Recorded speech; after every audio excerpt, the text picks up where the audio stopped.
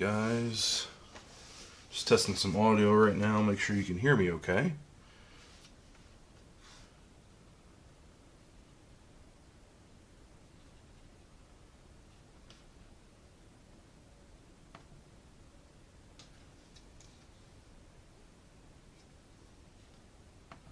Sounds like we're good.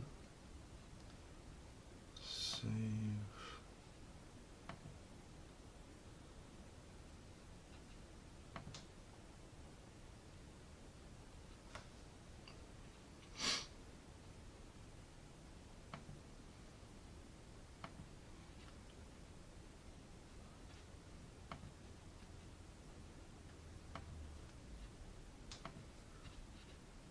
There we go.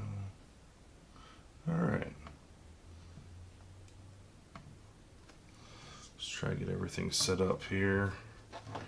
Let's get this out of the way.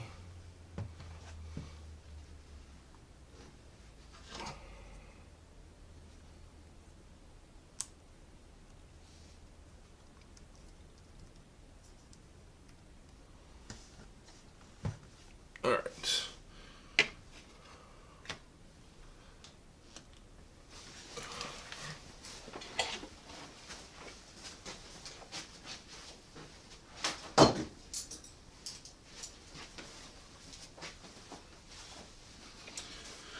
Alright, I think we're good. We're going to try this. We'll see how it goes. So we are going to be starting to paint. Turn this down a little bit here. Note down.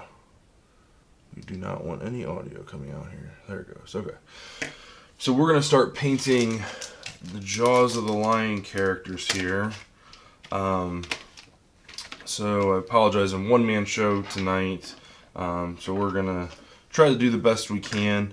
No promises. It looks like our focus. This camera here is gonna be difficult because of all the moving and stuff. Actually, that reminds me. Oh, come on, baby.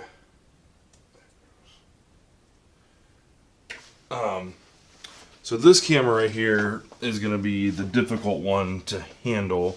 When I record these and not shoot them live, so to speak, or stream them live, I can use my phone as like a monitor for what that camera sees and change, pull focus and stuff like that. But when I'm streaming, it doesn't allow me to do both of those things. So yeah, I'm kind of held to what's on screen there.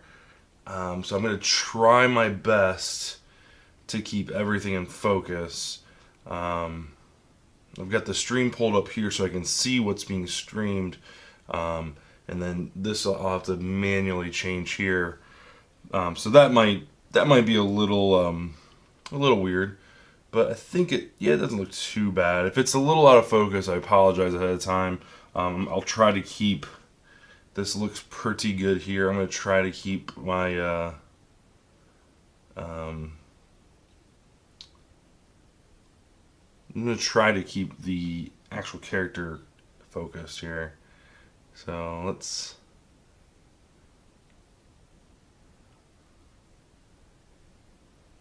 see here. It's about 30 seconds behind, so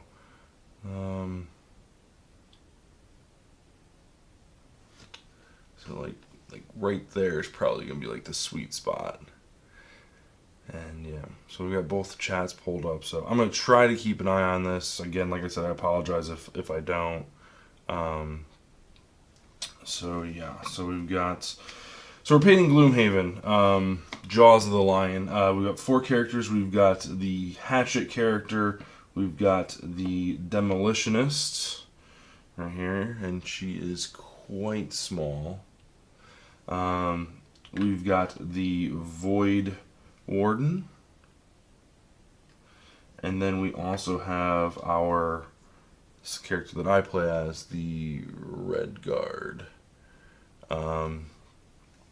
We're going to try to get to all of them tonight. or in this session. I don't know if that's going to be possible or not. None of them have been primed. None of them have been touched whatsoever. This is literally the first step of the process. So we do have some character art to go off of here for each one of them. These are the character cards that you get in the game. And we're gonna be trying to stick to this as close as possible. There's a few things in here that I think we might change around. I don't know if we're gonna be able to keep this in camera. I don't think we're not even gonna try. So what we'll do is we'll just go. We'll put that up there, and you're not even gonna be able to see that either. So, sorry, you're not gonna be able to see that. This is the first time we're streaming something like this, so we'll kind of go from there. As far as getting it up and running and stuff, as far as camera angles and all that stuff. It'd be nice if I had a second person to kind of manage the stream or manage the focus and things like that. So we'll see how that goes. We'll see how this goes first. Let's see. Probably not gonna need that one. We got some new paint brushes here. We're gonna try out. This is for glue and that's for washes. These guys are so tiny. I don't even think I'm going to bother going. Well, let's do this. We'll start with these ones. And I bought some pretty junky brushes, so we'll see how it goes. Let's see here.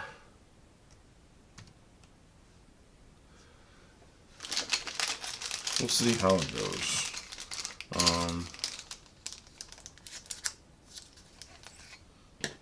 That one, man, these are really thick handles. Holy cow. Those are some thick boys.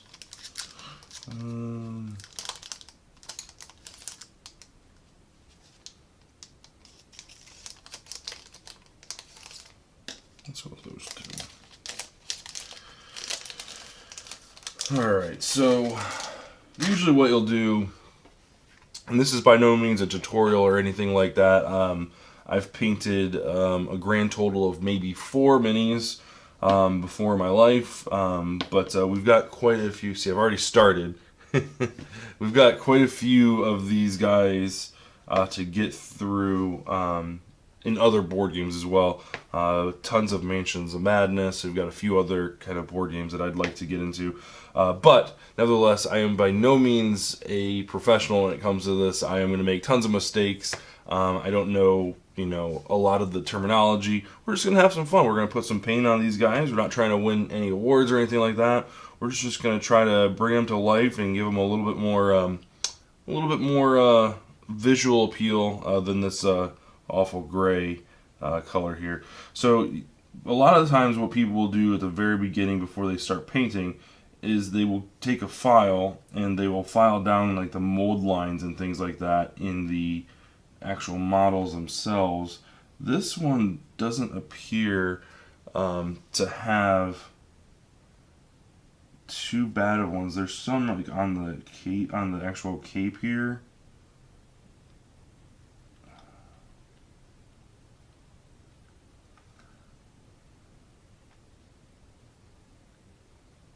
But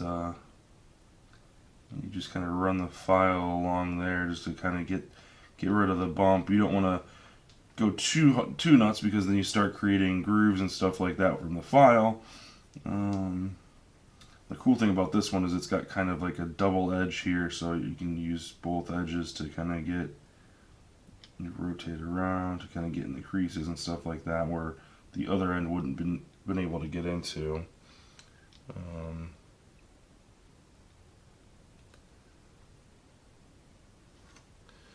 So that shoulder looks pretty good. The hat looks pretty good. Overall, not too bad.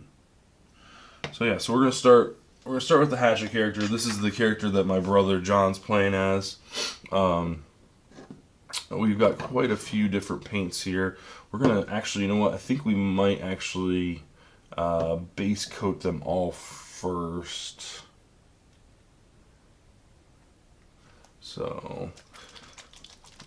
think we're gonna do that first. Also, the other thing that we're doing differently than I've never used a wet palette before, so we're trying that out. So God only knows how well or how terrible it's gonna go.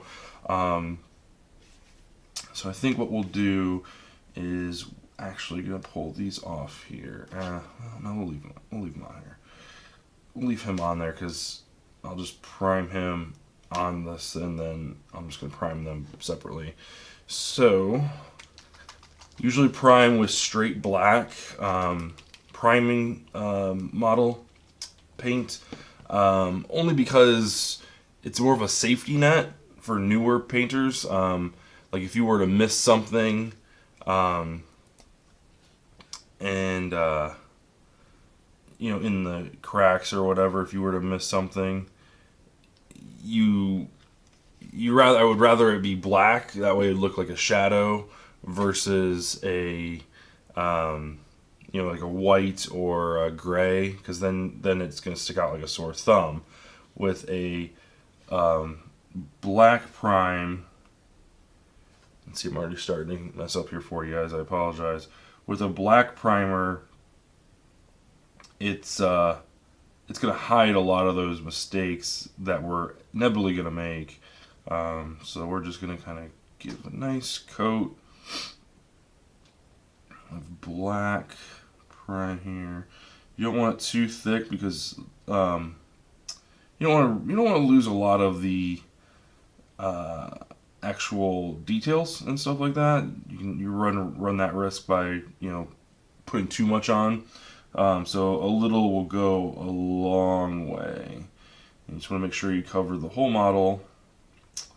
A lot of painters I've seen, model painters, mini painters, will use an airbrush or a spray,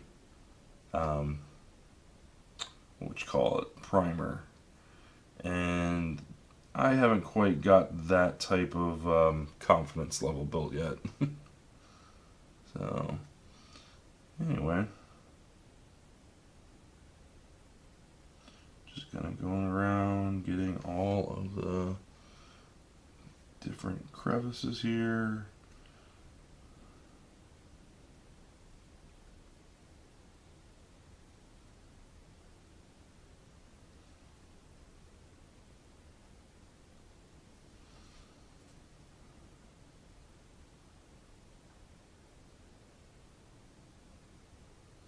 The one thing that does kind of deter me from priming characters, especially black, is it makes it very difficult to see some of the details while it's wet. At least once it dries, then it's like, okay, stuff starts to kind of come back to you. But yeah, we'll go ahead and prime all of them here first, and that way it'll give a chance for our hatchet character here to dry.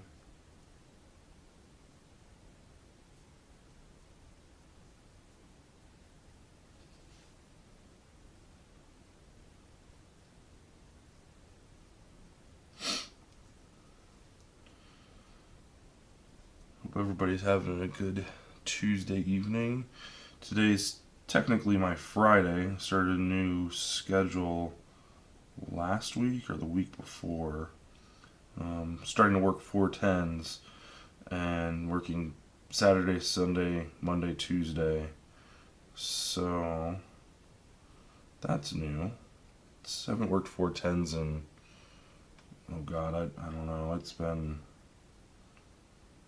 half a decade maybe? It's been a hot minute. I don't hate it. I don't love it, but it's definitely, saving a few extra bucks here or there on daycare, making a few extra dollars on like the shift differential and things like that, which is nice. Let's see here, getting these cracks a little bit here. Yeah. So it's kind of like my Friday. I figured I'd take a break, get some of this painting done. We're going to be streaming the next chapter of the next scenario this Friday, and I wanted to get these done before then. So we'll see. We've got 4 guys, and it's Tuesday, so we've got 3 days to get them completed. We'll see. We'll see how it goes. You never know. And I've got the next 3 days off, so I should be able to put something good together. Between the legs here. Alright, I think you're looking pretty good, Hatchet.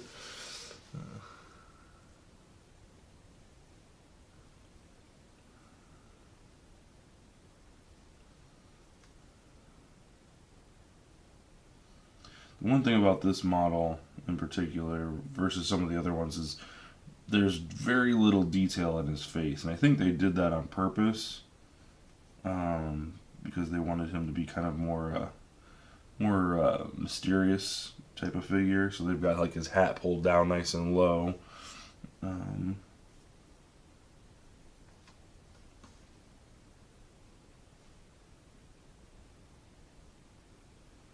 It's a fun character play. Ask my brother Face. He's been digging the guy. He's does a ton of damage. Like there's some rounds, like some rounds when he does like some ridiculous amount of damage. Like we'll be like, really? Like that's like 20 damage? Like that seems a little ridiculous. And now I'm realizing my computer's falling asleep every couple minutes here, so that'll be interesting. Still can see the stream on my phone here. So, moving on to the Void Warden. This is the character that my wife is playing. She's a spellcaster, healer, support character. And one of the cool things about this character, and we've only played 5 scenarios, I believe. Yeah, we've gone through the tutorial essentially, the first 5 scenarios, and the cool thing about her character is while you're playing, like during your turn, she enables her basically her party members to take extra attacks, which is really cool. So it gives them extra opportunities. She also has ways to manipulate enemies into attacking each other, which is pretty sweet. So it's a cute kind of aspect or cute type of character that she plays that they've kind of designed here. Not your typical healer. I mean, she does heal and support in that traditional sense, but she also has some non-traditional gameplay aspects of how to like battle and stuff like that. And this brush is just doing terrible getting in there. There we go.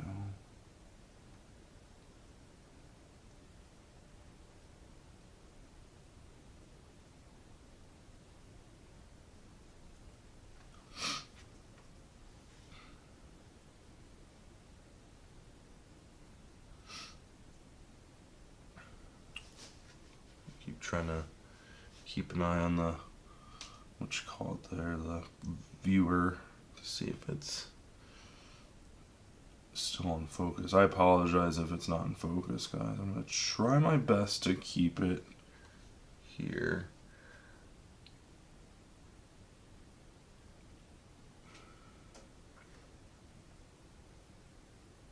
Excuse me, madam, while I paint between your legs.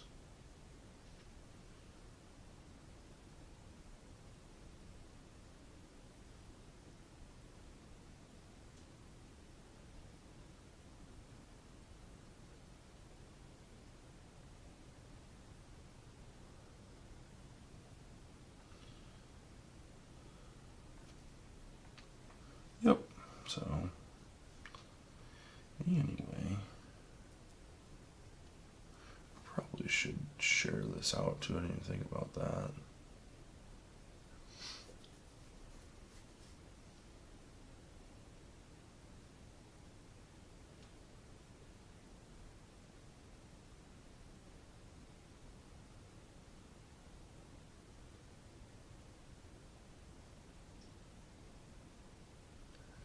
Let's see if it'll let me do this on the fly.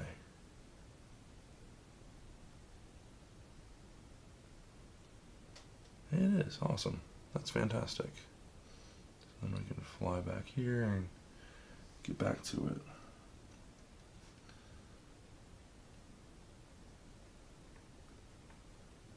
Yeah, having like a stream operator wouldn't be too bad.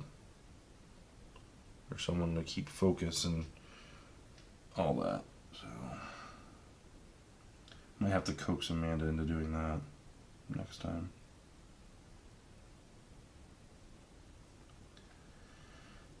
There are a ton of little crevices in this character. Holy cow. Well, not only this character, but the Demolitionist. We're going to save her for last because I have a feeling that is going to be a one heck of a project. It's just so tiny, and that character has literally the most color of all four of these characters. So it's gonna be interesting to say the very least. So like I said, I think we're probably gonna save her for last. And now I'm getting primer on my fingers. Let's see, I'll get her just a little bit in her armpit here.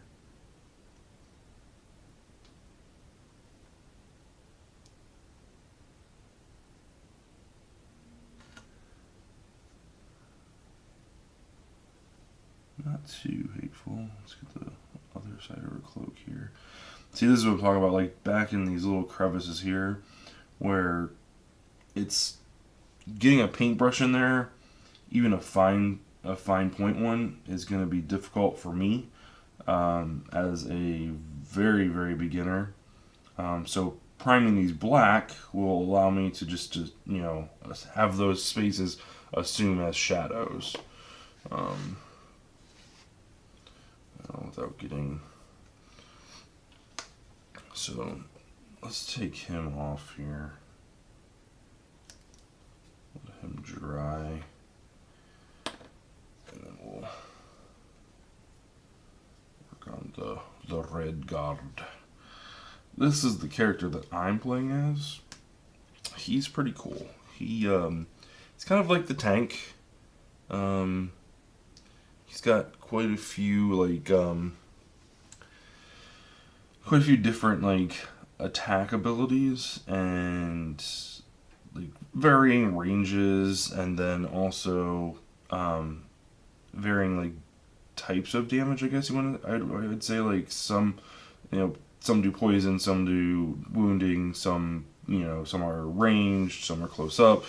He's got a little bit of everything, really. He does a couple attack damage over area or attack over area, AoE style damage attacks, which is really cool. It's not all just run up and bash your sword or shield into somebody. We need a little bit more.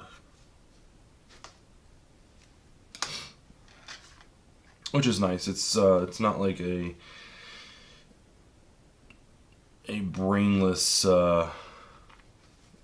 class to play, which is nice. That's the one thing I was worried about with tanks is how are they as far as play wise? Is it going to be boring? Is it one of those things where I'm literally going to be doing the exact same thing every turn? Walk in, smash the thing until it dies, move on to the next guy. And the nice thing is that's not the case. It's there's a little bit more strategy involved with this character, which is phenomenal because it keeps the game fresh and fun. Hi, Andrea. Save your guy for last, or saving your guys for last. Not looking forward to painting your character. Really not. Not gonna lie. I've watched like 4 or 5 painting videos today on the Demolitionist, and they all pretty much like confirm the same thing. They're all like, this is probably the hardest one to paint because it's so tiny, and it has like it has. I would say it's a pretty close draw between level of detail between the Demolitionist and the Void Walker or Void Warden or whatever it's called. But nevertheless, it's definitely the smallest character. God, getting in here is gonna suck. What have I gotten myself into? I had to recenter myself. It's gonna be a minute before I get to her. I'm not looking forward to it. Right now, we're just priming them. Should have did this beforehand, but I didn't because I was lazy.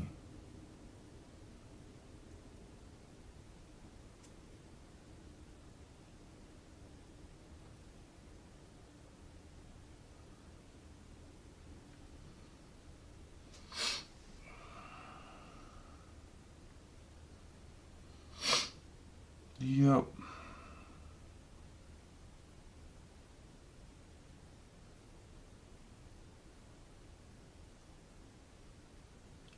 I keep checking to make sure that I'm not blocking the view or it's somewhat in focus. I don't know. Like I said at the beginning, recording these types of I recorded a few like test paint sessions with some like mock D&D characters, and recording them is a little bit easier because I can have my phone set up as a monitor for what the camera sees, and I can use that also to like pull focus and stuff like that. So like if I like right now I can't tell if he's in focus. I'm really kind of just looking at my fingertips to see if they're in focus and judging by that, which is not a good idea. But if I wasn't streaming from this camera, I could use my phone as a monitor, and I could basically touch the screen on the phone. It would pull focus right to the spot that I touched on the model. But since I'm streaming it, it doesn't give me both of those functionalities at the same time, which sucks. That's okay. That is okay.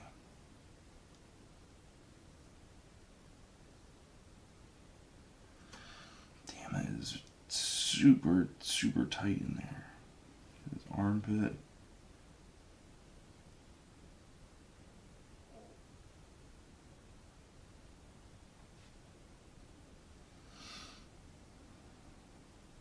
Dang, he's still got some down there. Holy smokes.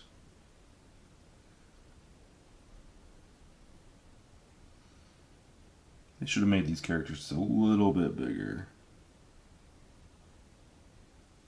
I hope I'm not losing all this detail on his chest armor.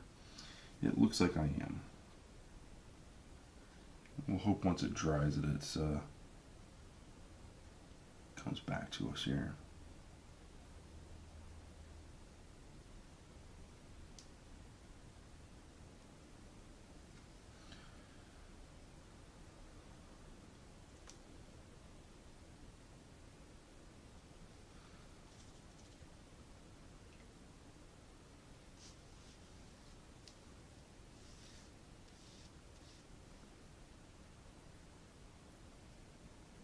Let's hook up some of this extra.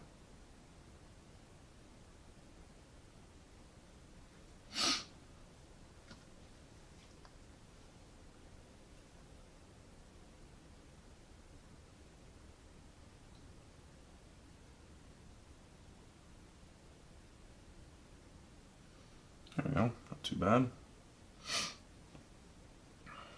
Alright. Pull her off and alright.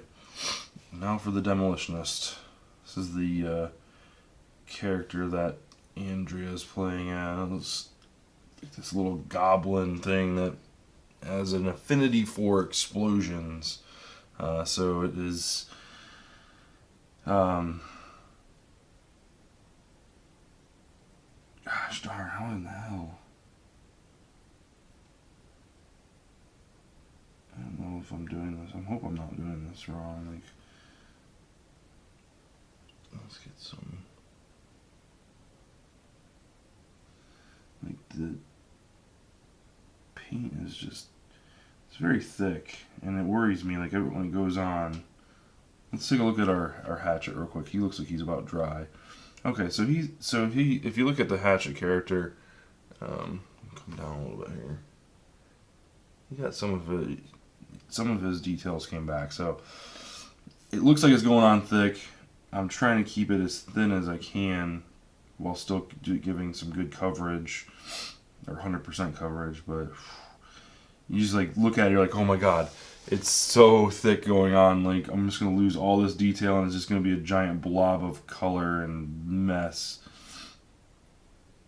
And the thing that's scary about this character is that there is so much detail, and that there's so many different parts that are so many different colors, that if you can't see what you're painting, like how are you gonna paint it?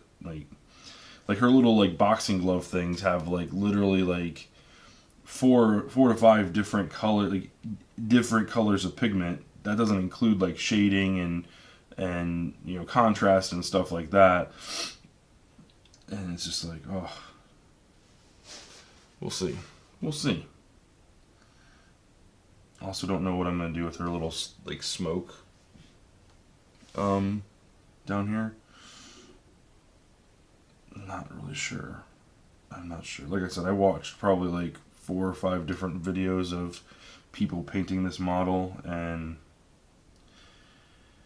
it's just like, you could really go any way with it, but there's just so much to it. So I think it's gonna take a lot of confidence to get this guy going. So we're not gonna start with that one. We're gonna start with the hatchet character. That seems to be a pretty straightforward one. There's not a lot of color variation in that. The cloak and the horn seem to be where a lot of the blending needs to happen. So we'll see what happens. See what happens.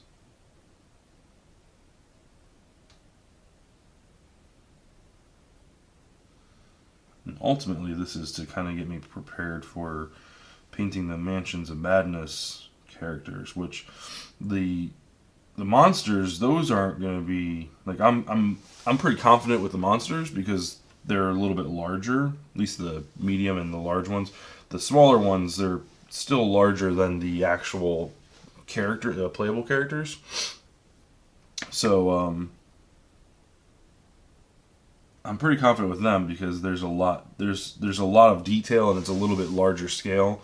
The miniatures for like the investigators, the playable characters, that's where I'm kind of like, ugh. So I'm hoping that this will give me an opportunity to get like a little bit more comfortable with the paintbrush, the process, and all that stuff. Definitely need to get a little bit better at this priming though. I can tell you right now, I just feel like it's going on really thick.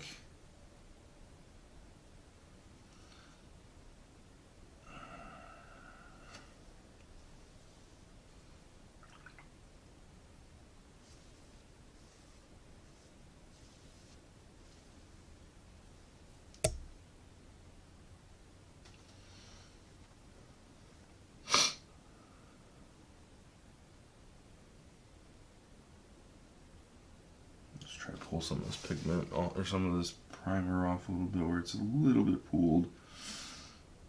Make sure we retain some of that detail.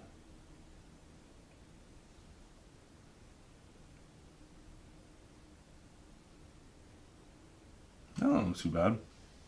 No, not too bad. All right. So let's see.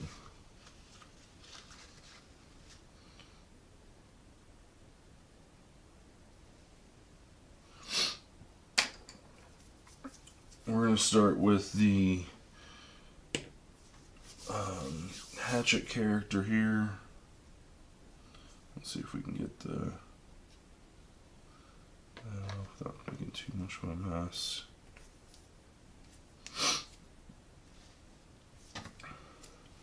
So our hatchet character, here's kind of a look at him.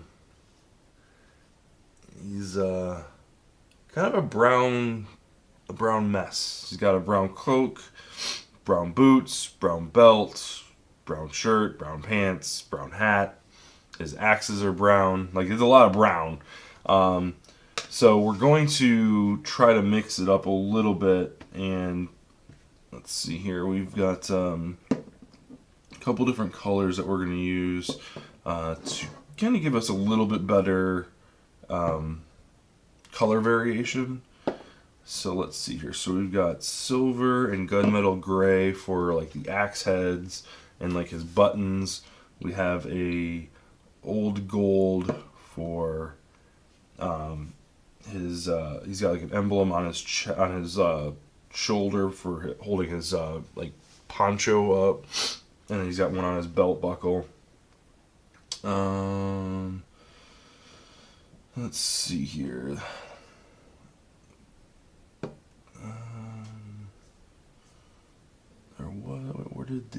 There's our wood grain. That's going to be for the handles of the axe.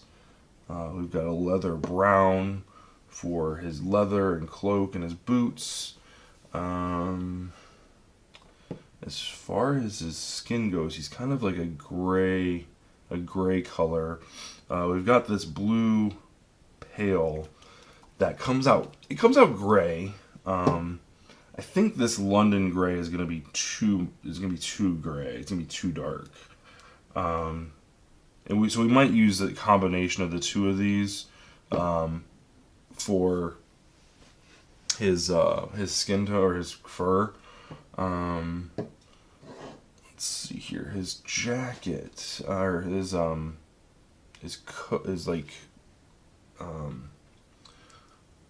underjacket, undershirt, I guess you call it. I don't know. We're gonna use this flesh tone, dark flesh tone.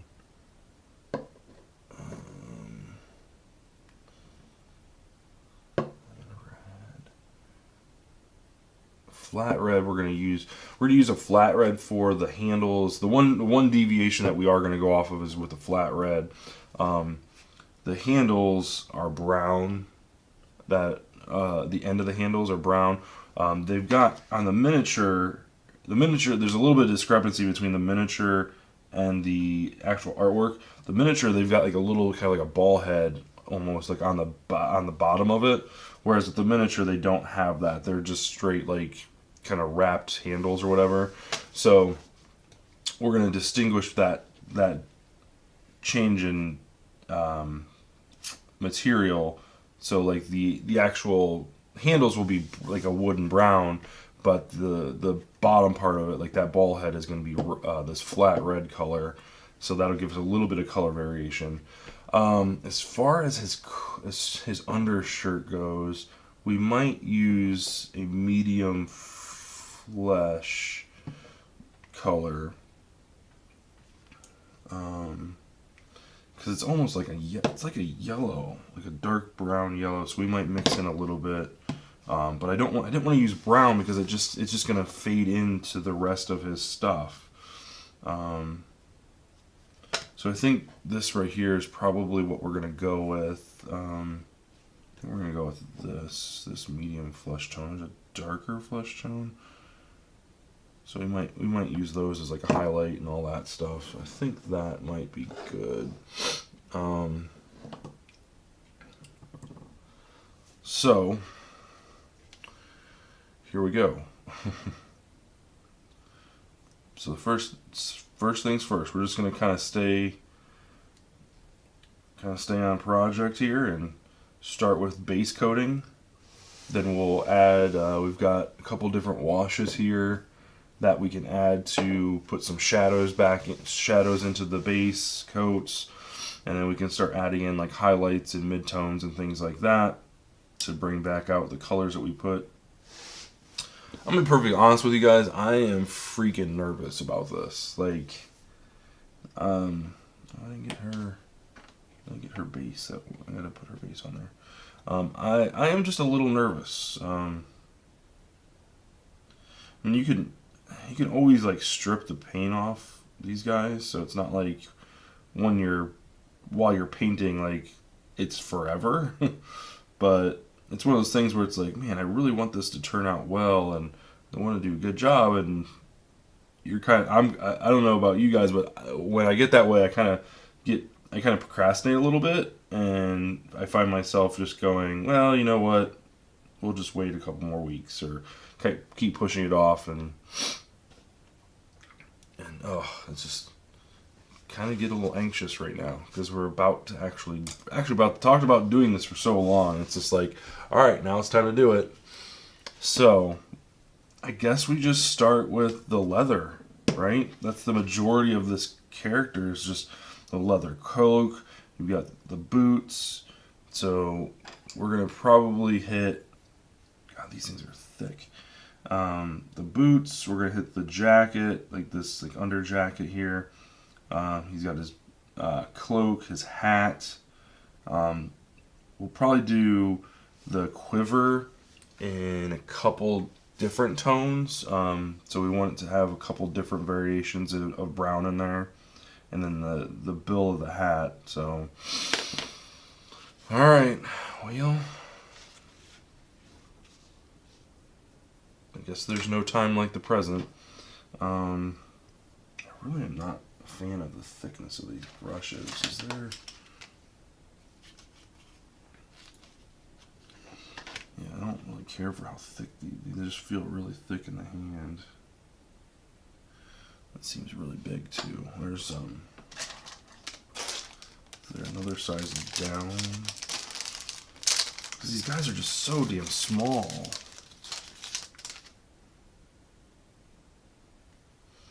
I'm not sure which.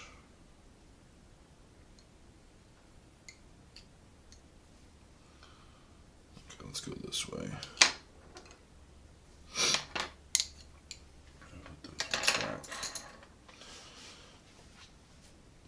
Alright.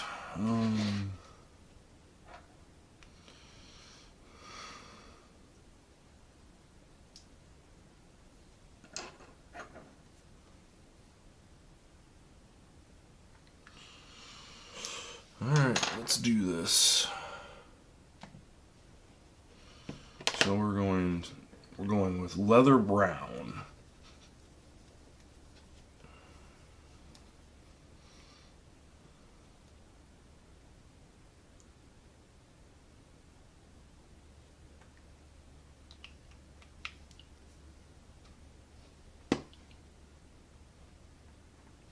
No, you can't see that. It's completely out of focus, but...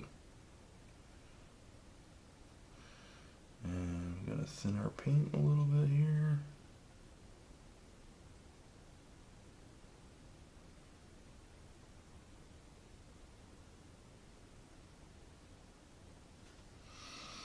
Alright, let's start on the easy part. Let's start with the back on the cloak, the largest part here.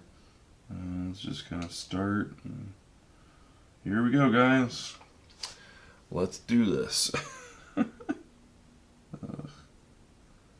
don't know why I'm like so anxious, but I should put on some music.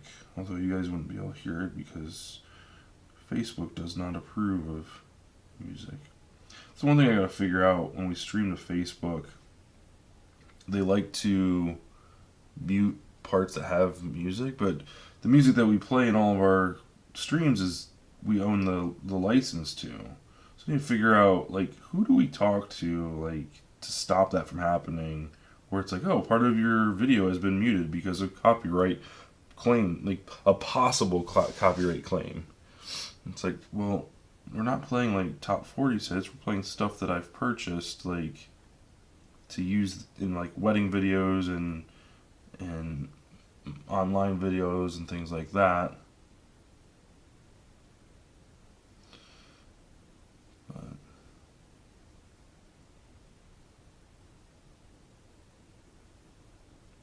This is a really dark brown. I'm sorry if you guys can't see that.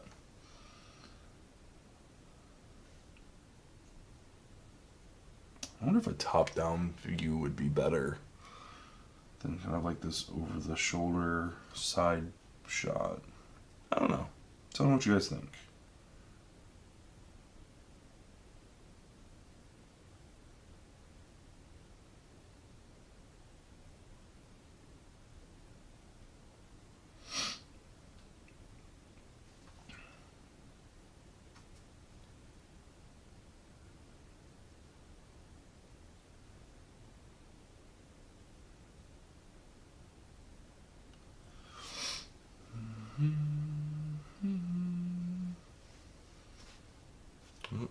Yep, see?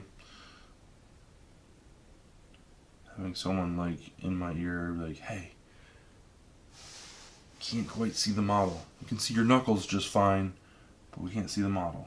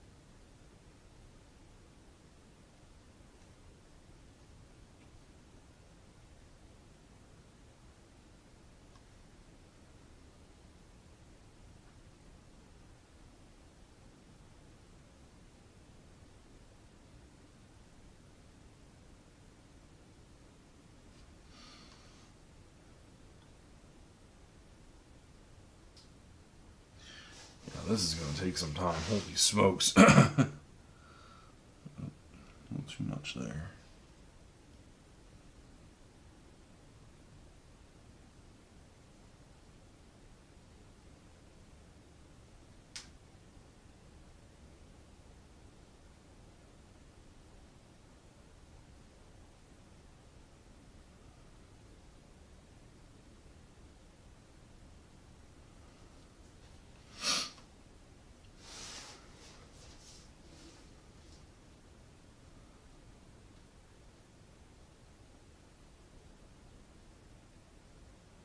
So I think what we'll do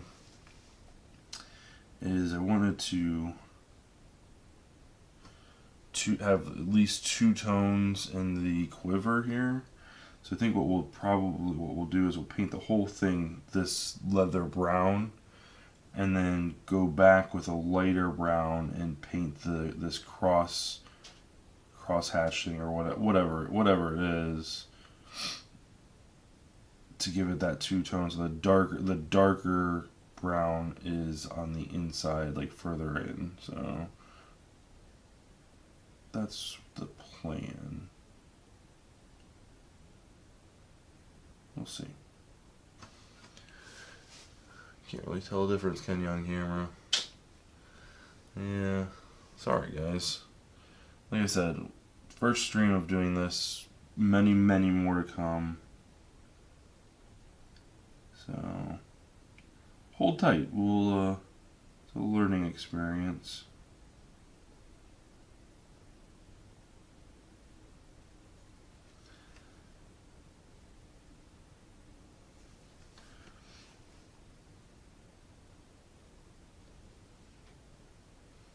The other thing that's I've seen to kind of imitate the painters online is they have a top-down shot of their palette and stuff like that. Now I don't foresee myself getting to that that level. But I do think that's a really cool feature to have, because you can kind of see what they're, especially when they get into like their highlights and their two tones and their shading and stuff like that, being able to see what they're mixing together, it's pretty cool. Okay, so we got that. Start coming around the front here.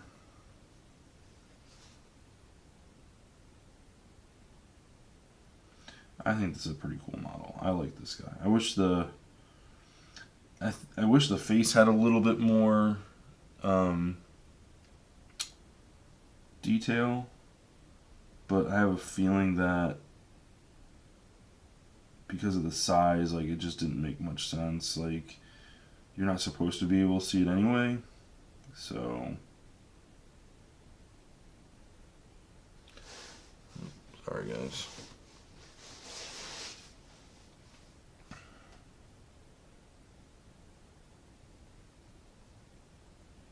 Get the shoulder here.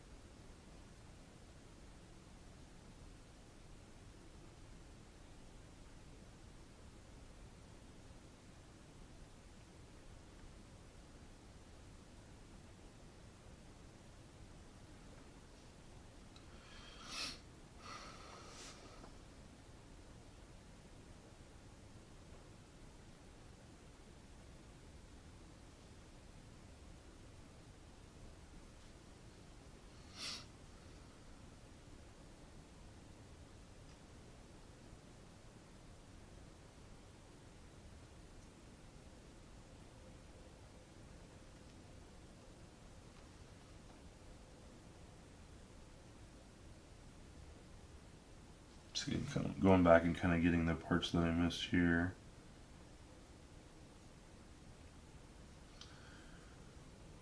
This is a pretty good first coat. I know you guys can't see much of it, but it's a pretty good first coat on the cloak. Let's get the hat next here.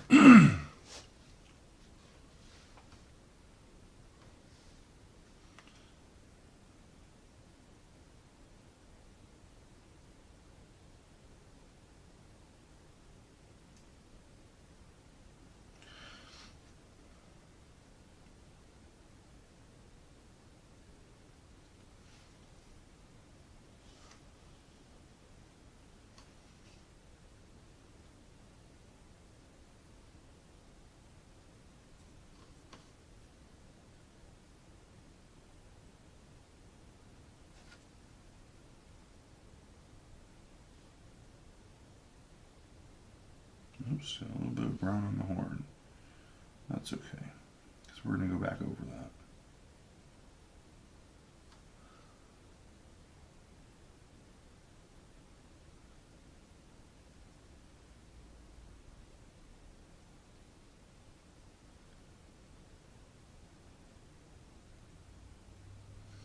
Kind of almost got like an Indiana Jones style hat going on here. The dog's name was Indy. Love that dog. Such a good movie.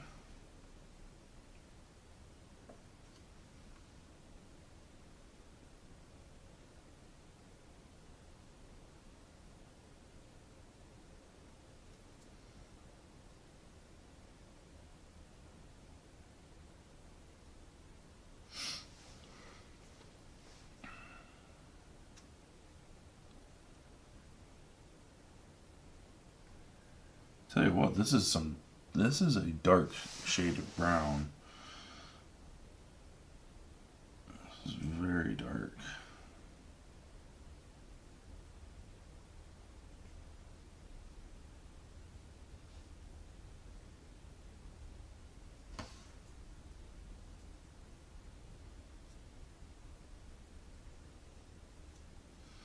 Just checking. It's hard to see like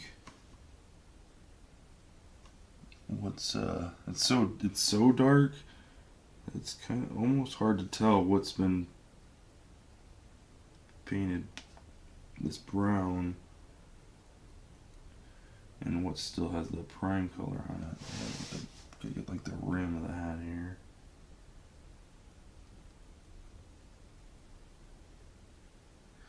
There we go. Alright, cool. Not too bad. Probably do another coat here just to make sure that we've got like 100% coverage. Pull some more into our water, kind of thin it out a little bit.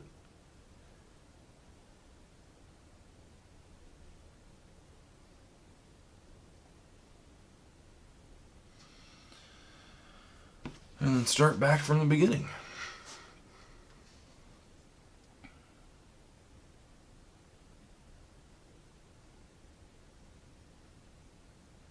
Make sure that primer's not showing through. That's the one thing that we're looking to cover up here, is just making sure I got a nice even coat from front to back,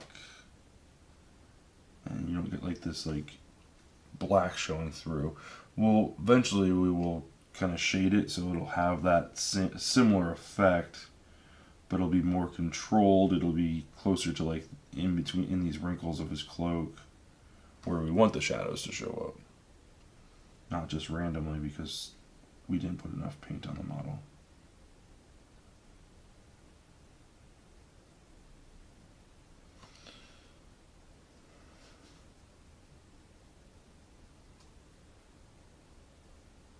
I guess I could put some headphones on and listen to music. Oh, Jesus. I almost forgot the bottom of the quiver. Don't forget that.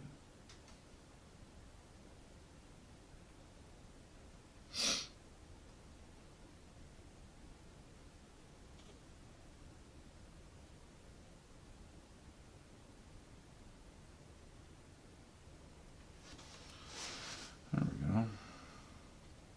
Getting there.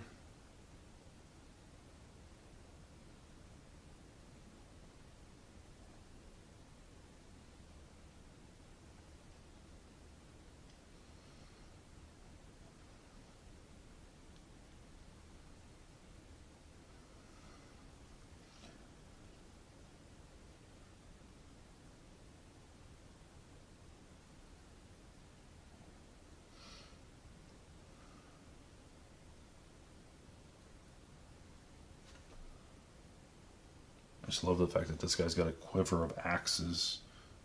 It's just funny. Didn't think that was a thing, but apparently it is. You know what? Let's try this real quick. We're gonna do some quick changes real quick here, but let's get this light a little bit closer so you guys got some.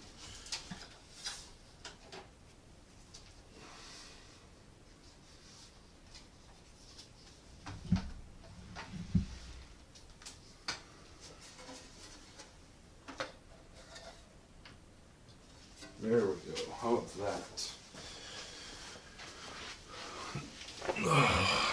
How's that? That a little bit better? I should have the light behind me. Yeah, let's try that real quick. Sorry guys, just trying to get you the best possible picture here. Let's...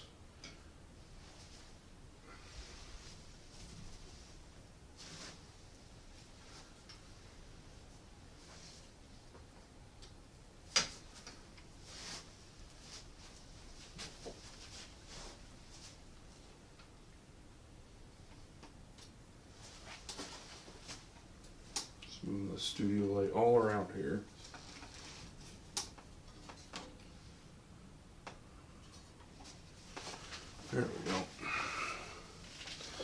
Let's see, how does that look for you? I think that looks better, but now when I look at the screen, now I'm staring at the light. So, um, you'll have to tell me if that's any better. I could see him a lot better now. Down a little bit here.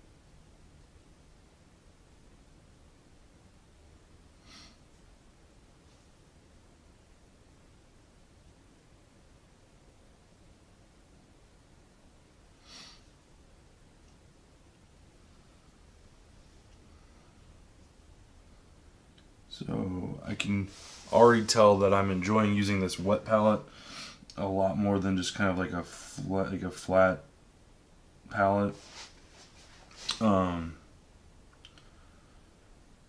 like a well palette, because these paints just stay moist longer, and it's nice, especially when you're kind of going back and forth. I mean, I haven't even started going back and forth between coats yet, or between different colors.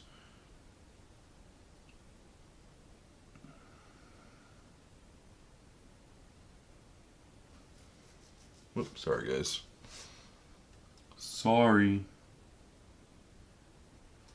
As my son would say, sorry. And he was like, when Eli was like, I don't know, 3 or 4, whenever he would, do something not like intentional, like let's say he interrupted you or whatever, like you say, well, you interrupted me, I was speaking, and he'd be like, sorry, and he would like take his finger and like point up at you. It was funny, it was cute. Sorry.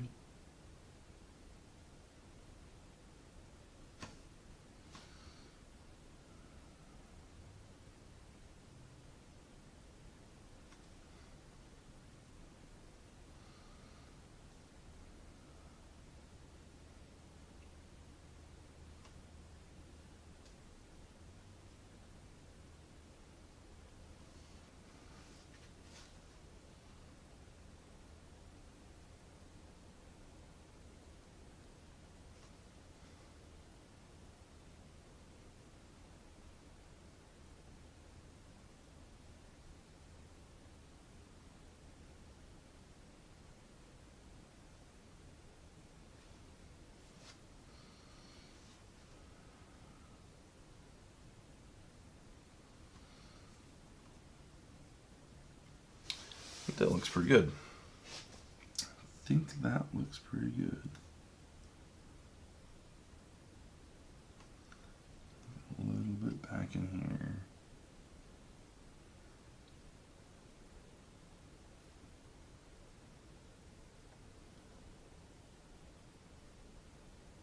We're going to paint those horns, but just get a little bit of gray back there.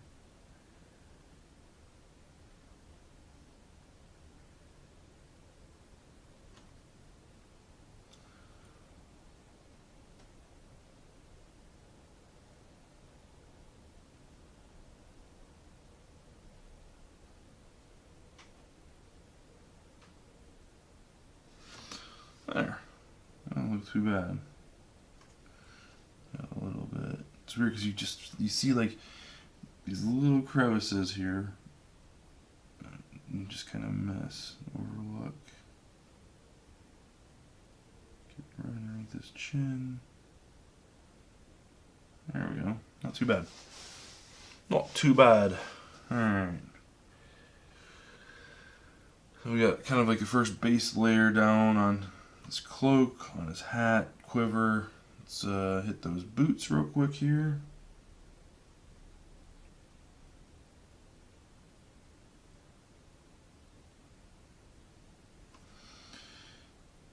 Holy cow. There's like an axe right there.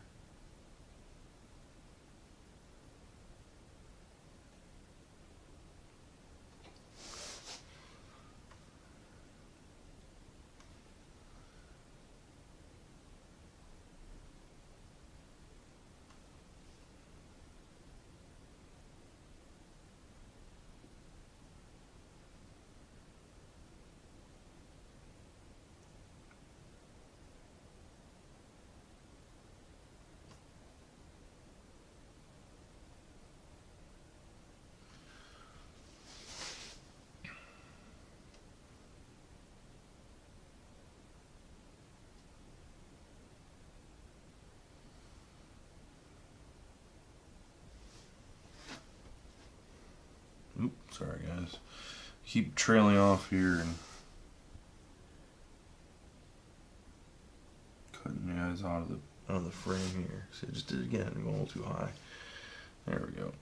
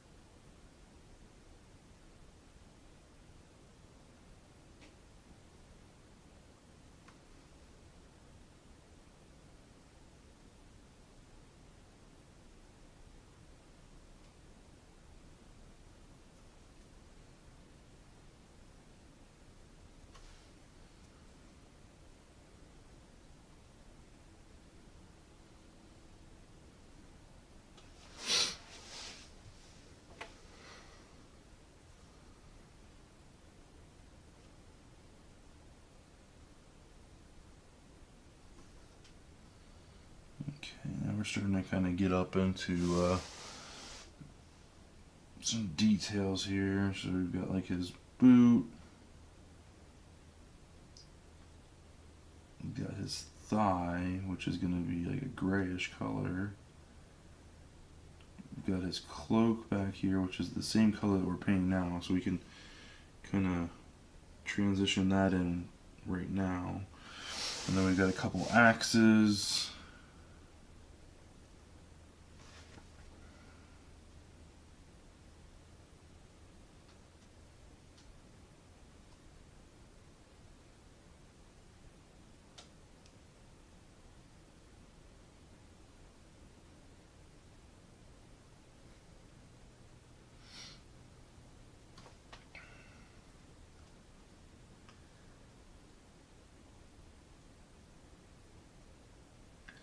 The other big difference with this model versus the artwork is in the artwork he's clearly not wearing pants.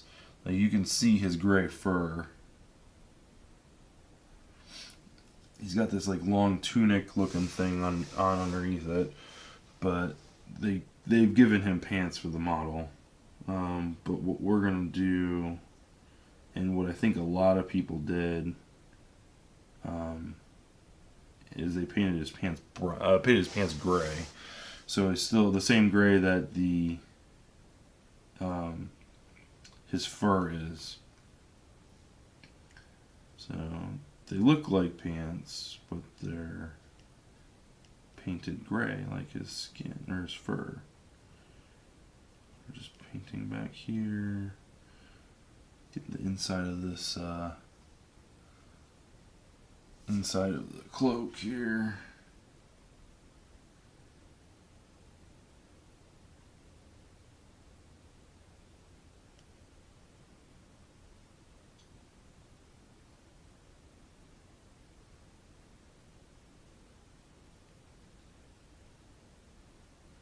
There we go. Phew.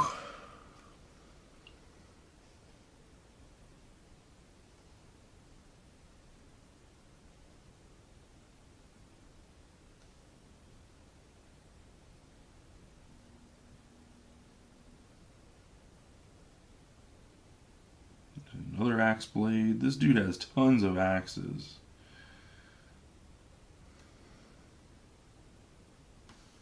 Tons.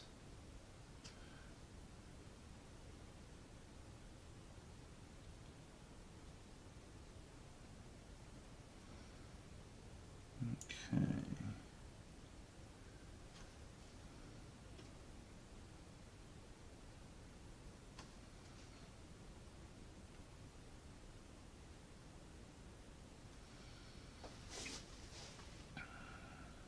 Let that kind of cool down a little bit here.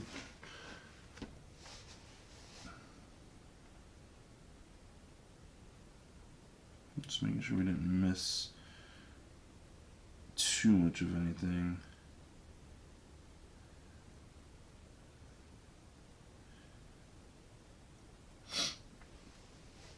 So his inside tunic is that yellow color, but he's got like this. Looks like these things right here are that same of the same color. So we're gonna just paint those right now. Get those out of the way.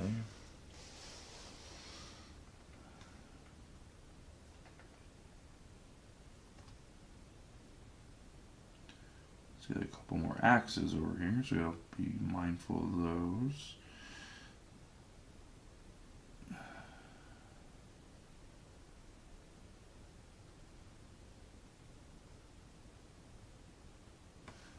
This dude's like one giant brown blob.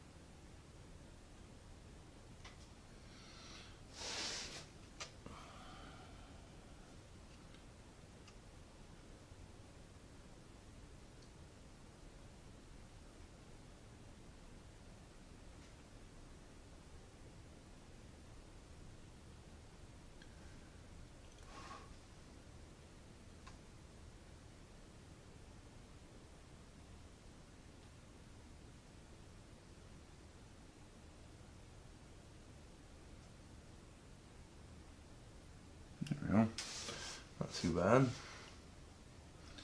It's going along. Once we get some of the lighter shades in there, you'll probably be able to see it a little bit better on camera.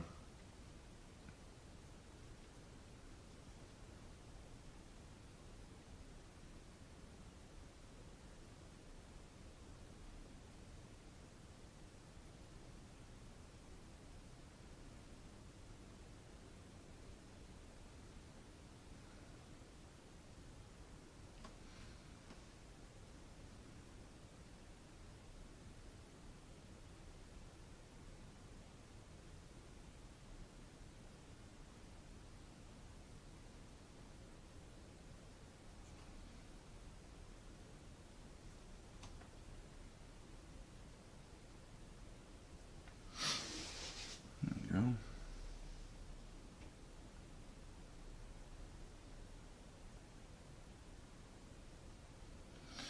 Having trouble deciphering what's going on here. It looks like It looks like this is like his jacket, like his undershirt type of thing.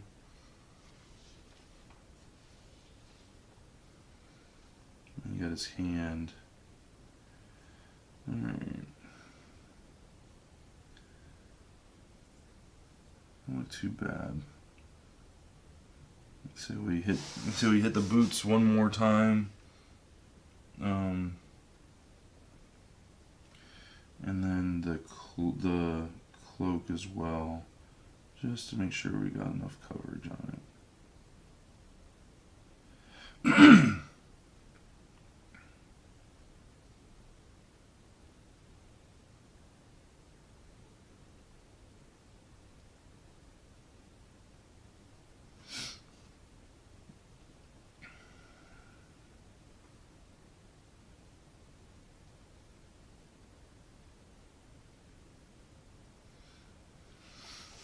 Yeah, I'm definitely digging this wet palette for sure.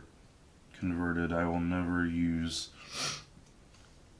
a a dry palette or whatever you call it. Never use that again. I don't know how many times I while painting a miniature.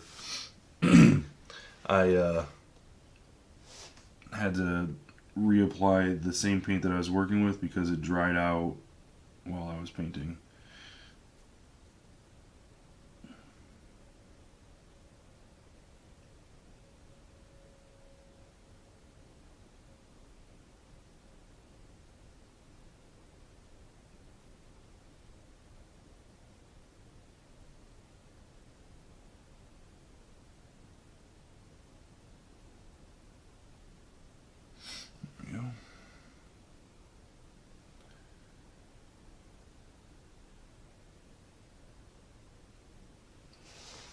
Sorry guys, I keep dipping the model below your viewing angle. And see, this is why having a second person out here, they could control the camera. Like, so if I move, they can kind of move, like readjust the camera on the fly.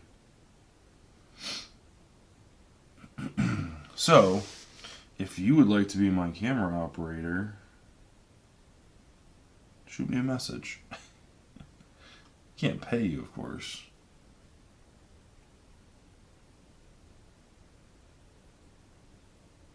But we can have some fun.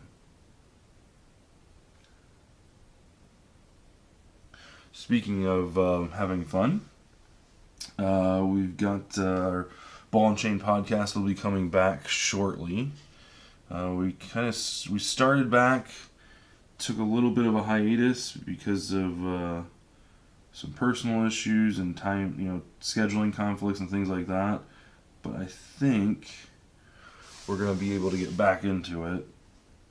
We've got a couple board games that we want to talk about. We're going to be doing a giveaway too, which is pretty sweet. First giveaway that we've done. So definitely stay tuned. If you are not subscribed to the YouTube channel, make sure you do. For those of you watching on Facebook right now, our YouTube channel is 72 DPI Online, so you can just literally just type in youtube.com/72 DPI Online, or you can just search for us either way. But yeah, we're going to be doing a giveaway for something.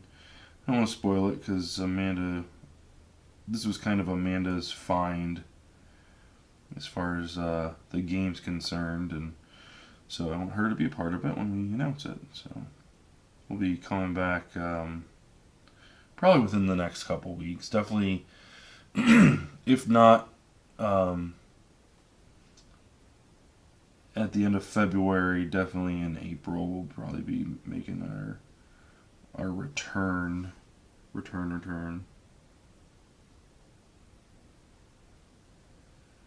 Gotta get those edges. Make sure I'm.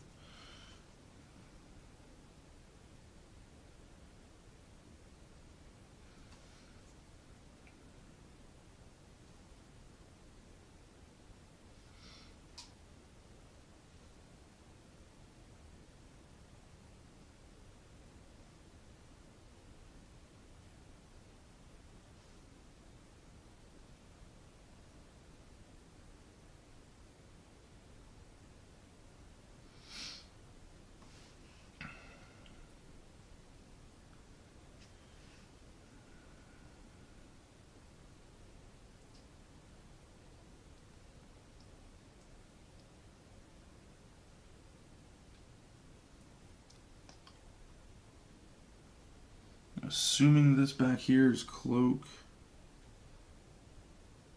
Try and get some pigment back there so it's not just black.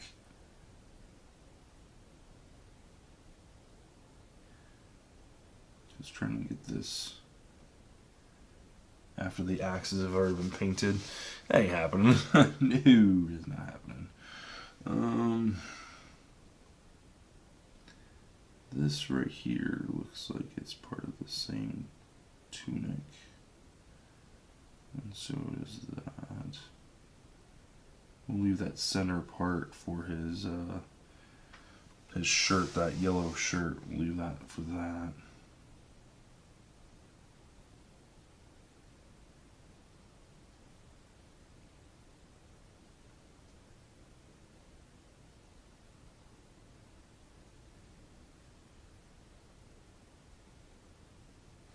There we go.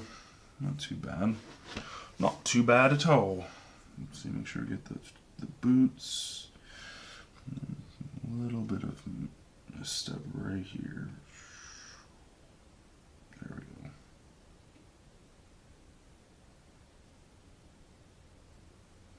Not too worried about getting paint on the base. Got some plans to make the bases pretty sweet for these guys. So I'm not too worried about getting paint on them right now because we'll be painting over them for sure. All right. So I think base coat, leather, brown, done? Question mark. A little bit there in the back of the cape. Right there.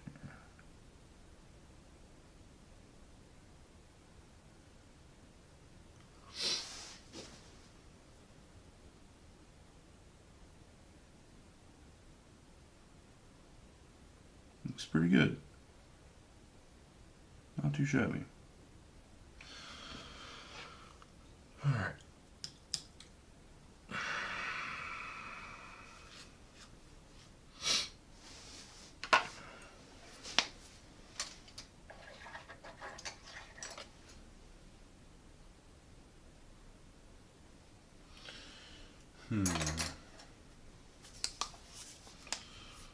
All right. So what's next? Let's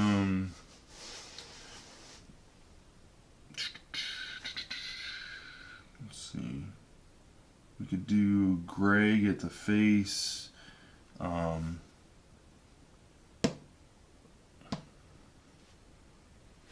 Let's try that. Let's do a little bit of this London gray, and we've got this blue pale, grayish color. Let's I don't need a lot because there's really not a lot of this. I mean, there's the hands, the thighs, and the face. As far as the horns go, they look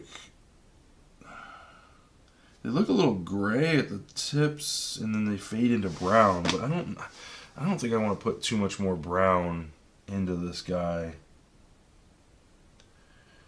because I'm worried that it'll just look like mush.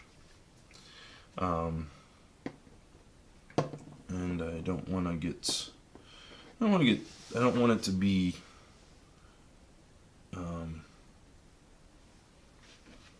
just one giant brown blob. I want to have some color in there. So I think we're going to carry that. Maybe we'll just do the straight London gray since it's the darker one. Let's see what that looks like on the... Oh yeah, I think that's going to look good. Yeah. Okay. Let's see here.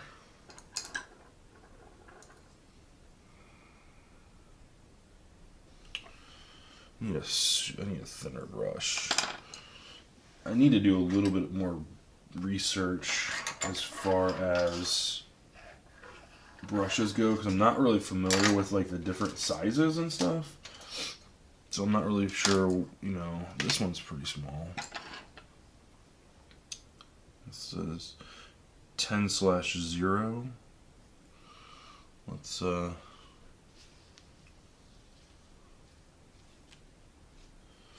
Give that one a try here.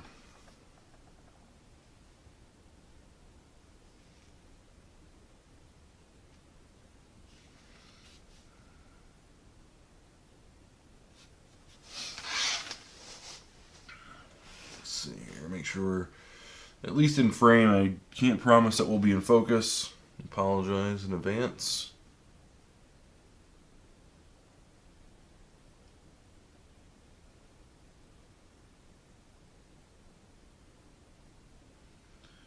Hey, hey, hey, look at there. We've got two tones.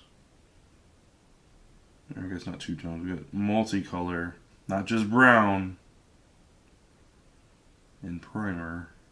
We've got gray. We are making headway.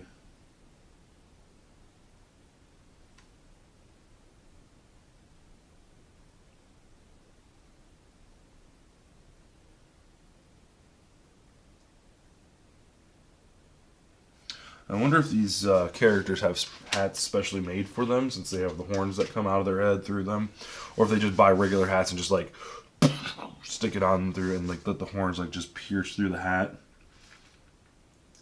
I don't know. I feel like having a hat specially made for your horned head would almost need to be vital because of the damage it would cause. There we go.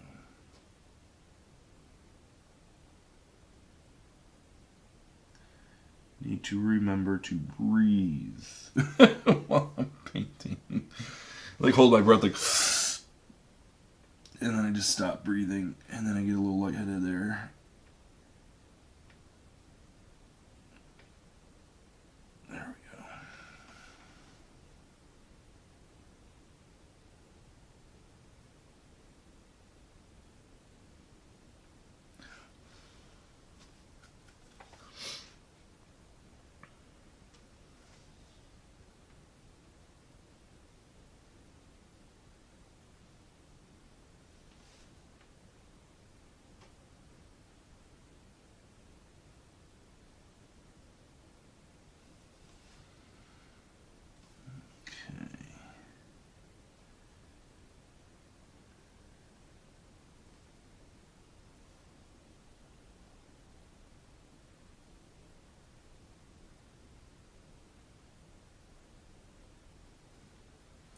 Trying to make sure that I hit all these black spots. So while they do provide some type of shadow relief or safe zone, I guess would be a better word. You don't want them sticking out on top of the hat here, like there wouldn't be a shadow on top of his hat. There we go. Okay. It's not too bad. So I think we'll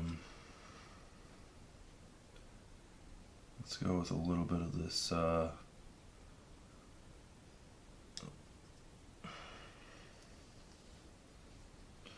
gonna go a little bit of the, what is this? This is that pale blue. Let's see what this looks like on his thighs.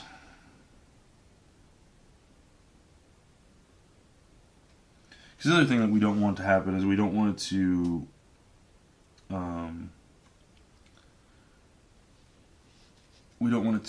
overpower and bleed into his axes, although I don't think that'll be a problem.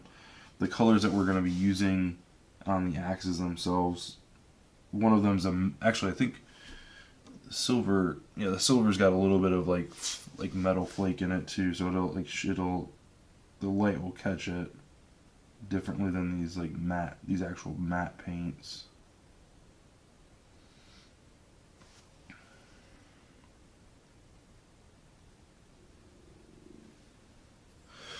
I apologize, guys. I know this is struggling here.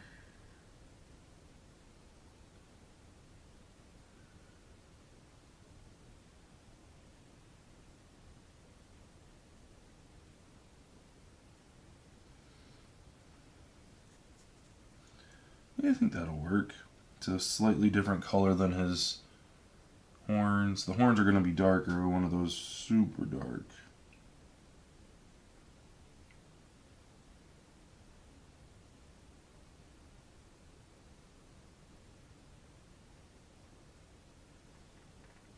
There we go. I think that works out good. We'll probably add another coat to the horns themselves. Let's see here.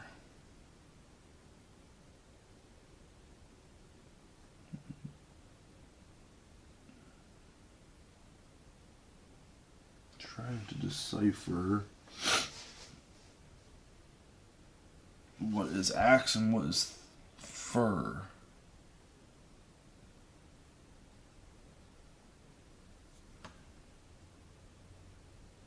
I think this is all.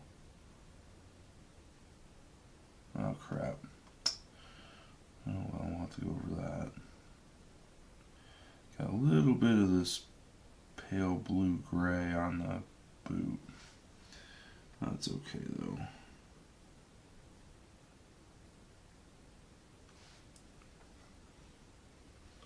Let's do this. We might be able to pick some of that up real quick.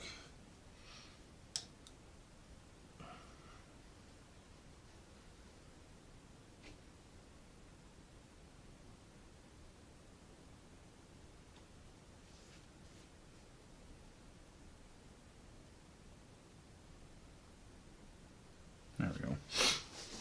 Crisis averted. Still need to paint a little bit on there. We can probably just take care of that right now.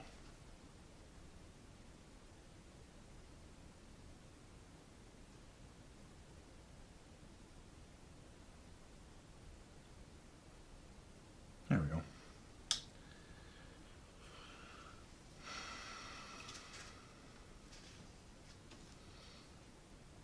Okay, so we're going to go back to our blue here.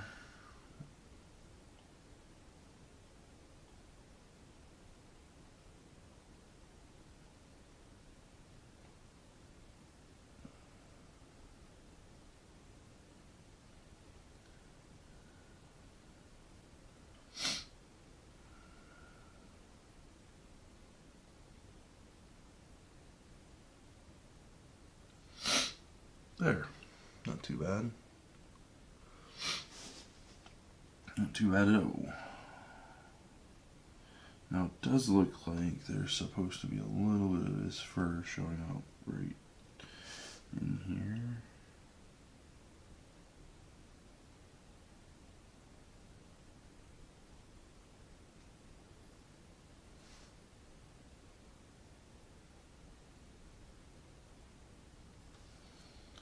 There we go.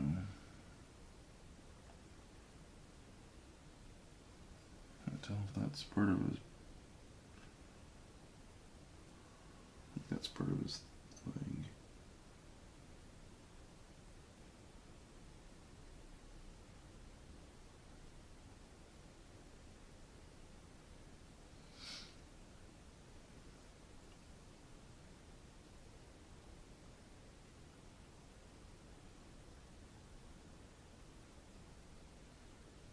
There we go. Not too bad. What's going on, Mom?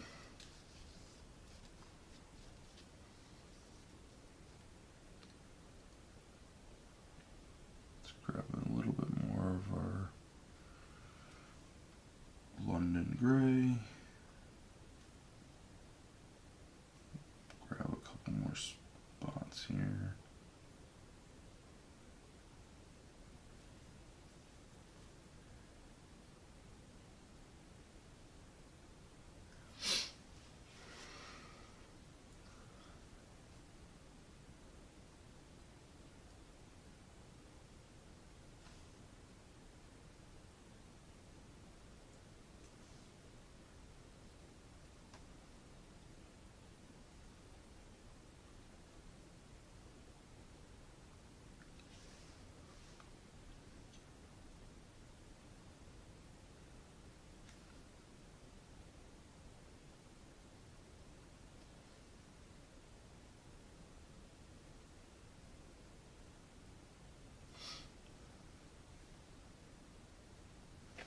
Alright, so the question is, do we paint his...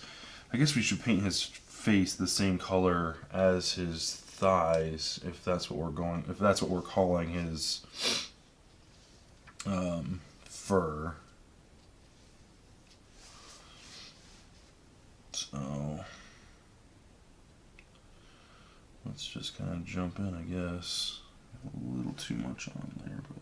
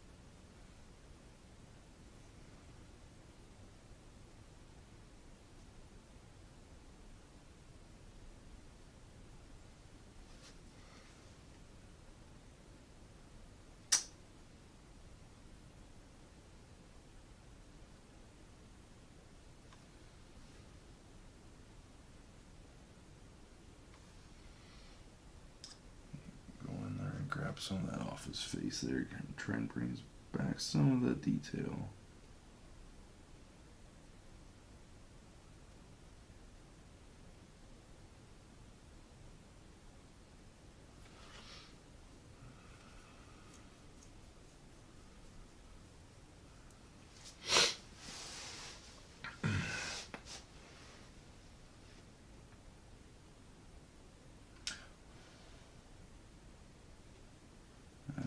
Isn't much detail in there. We'll probably lighten up that paint and kind of give him like more of like a beard type of thing to kind of freehand it, but I don't think there's going to be much else we can do in the way of adding texture, not adding detail. Alright, so as far as the hands go, we got a hand here.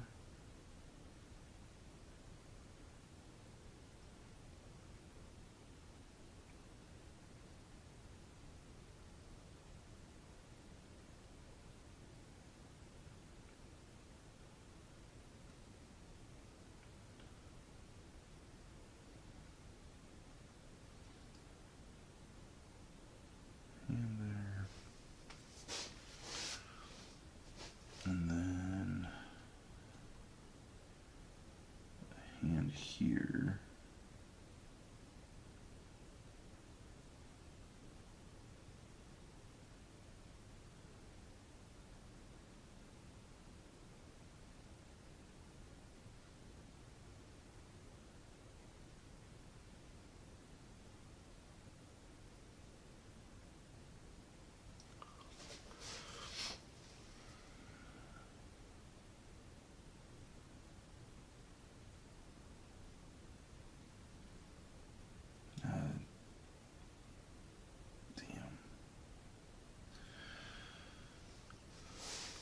It's kind of looking like a jumbled mess.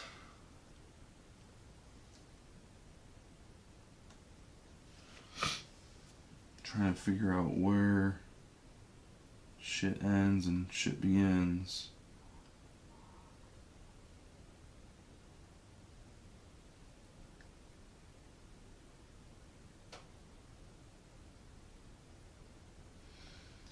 So those are his hands.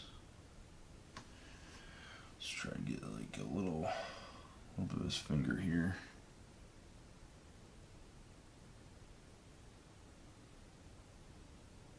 So it appears like it's wrapping around. Not too bad.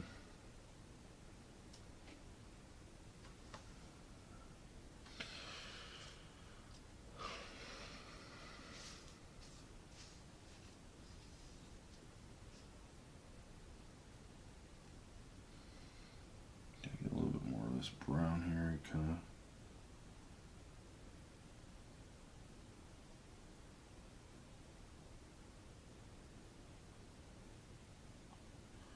shoot that up, and notice noticing that back here there's more cloak that needs to be covered up.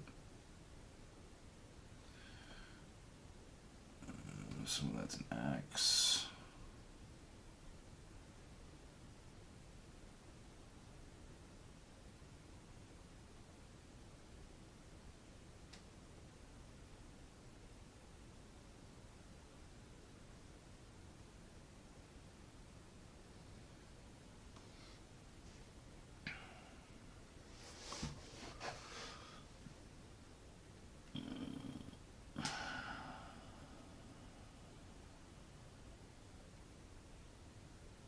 There we go. Alright, let's get his shirt next. Cause I'm not real sure what we're gonna do with his shirt. I know we said this dark flesh and medium flesh.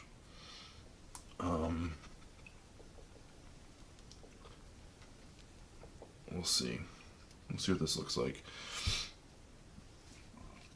Deep yellow.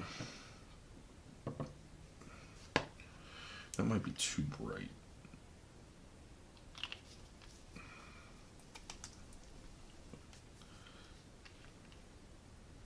Yeah, that's too bright.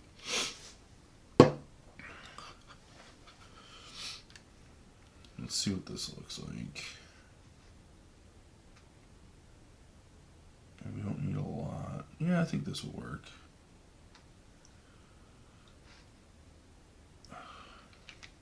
It's kind of like a brownish yellow.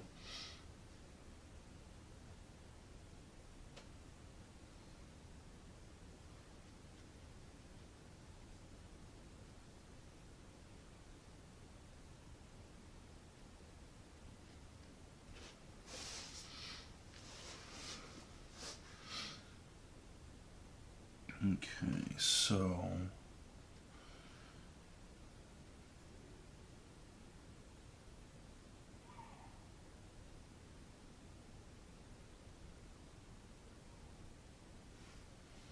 yeah, I think that'll work. And then this spot right here, like this little, just above the belt buckle.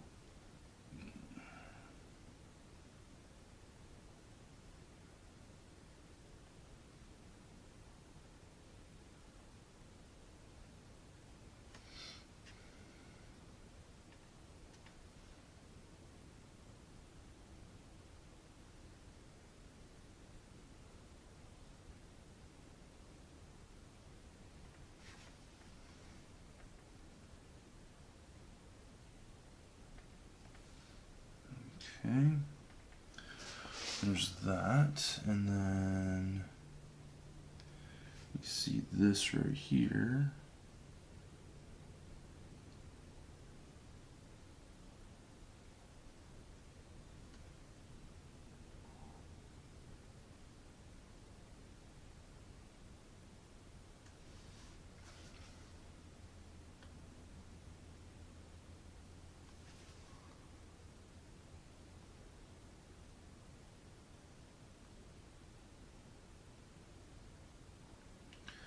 Man, I am not good at this.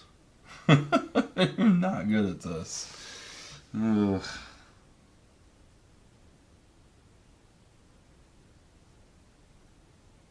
I just feel like while I'm painting, I'm just flat out losing detail of the miniature. Like every brushstroke that I apply, I just lose that much more detail.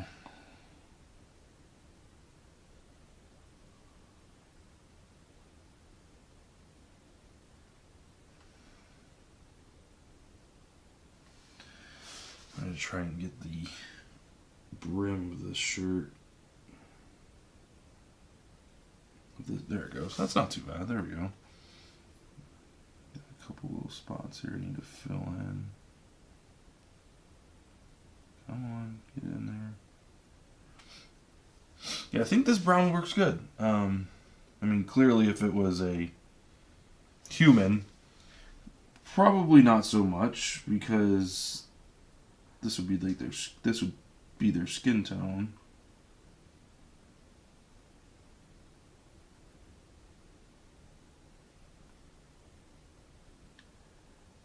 But for like a wolf furry beast creature, yeah, I think that would work.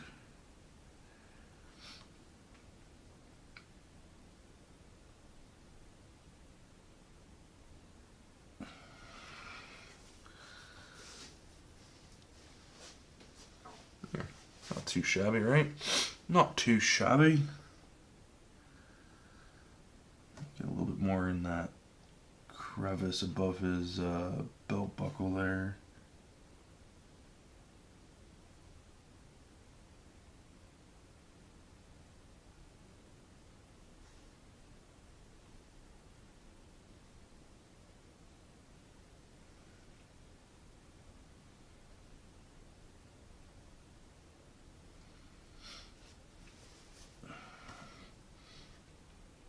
I'll apply a second coat because it's a lighter color, so the primer tends to show through.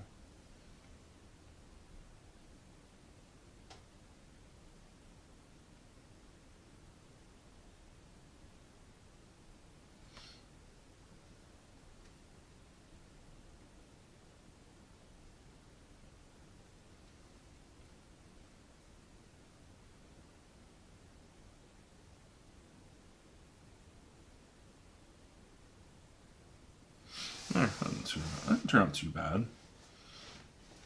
Not too bad.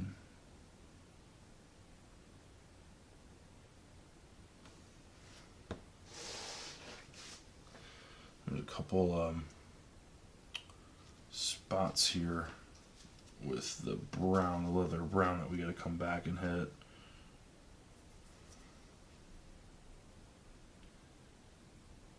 Let's get a little bit on our brush here. And like this right here, this edge, for some reason did not take. You can still see a little bit of the primer showing through.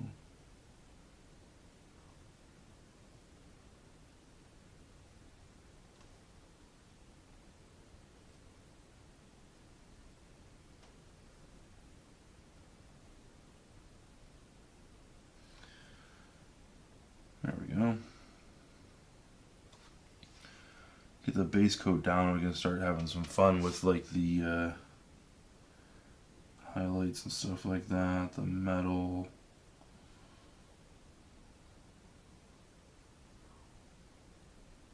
That looks pretty good. I'm just looking for like any spots where the primer's showing through. This right here is a hot mess. Like there's like this dude has like two axes, one axe there, one axe there, axe in his hand, axe right there. There's the handle of an axe right there. Apparently another axe right here, and then another one in his hand. He's 1, 2, 3, 4, 5, 6, 7. 7 axes like hanging from his belt, and then five hanging from his belt, and then one in each hand, and then a whole bunch in his quiver there. Okay, I think we're pretty good there.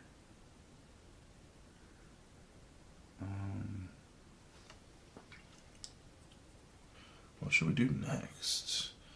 His little tunic, is actually looking pretty good. Let's his face is a little distorted up here.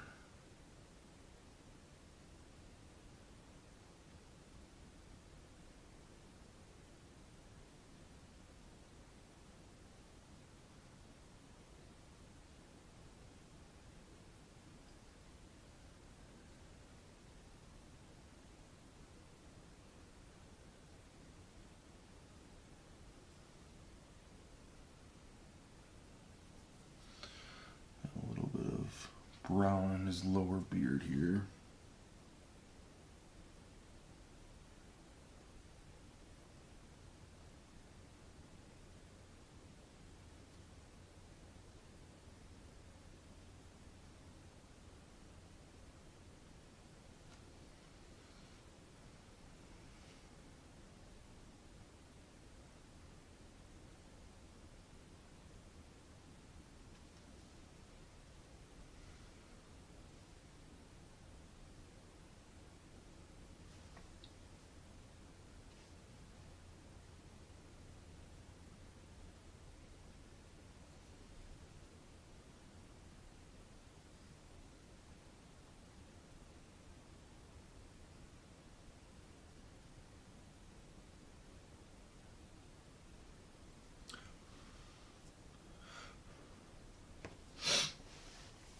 All right.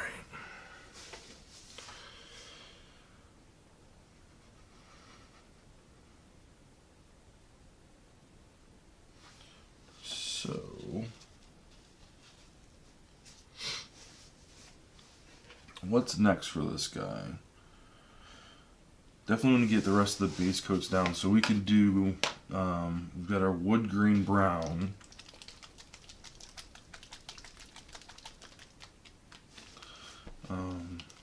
I think I want to. I don't like. I know this is gonna sound weird. Let's put this next to here. See what it. Okay, so the wood grain brown's a little reddish. I'm almost tempted to use the wood grain brown on his belt too, just to give a little bit of distinction between his cloak. Because right now he's like pretty much all brown from head to toe. So I'm thinking. We'll see here. We'll see.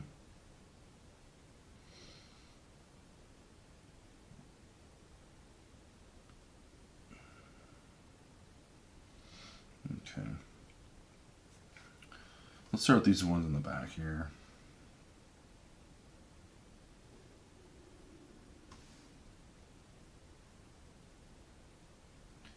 I think what we'll do is we're just going to drop paint in there all over, and then we'll go back with our flat red and hit the ball points of all the axes in here.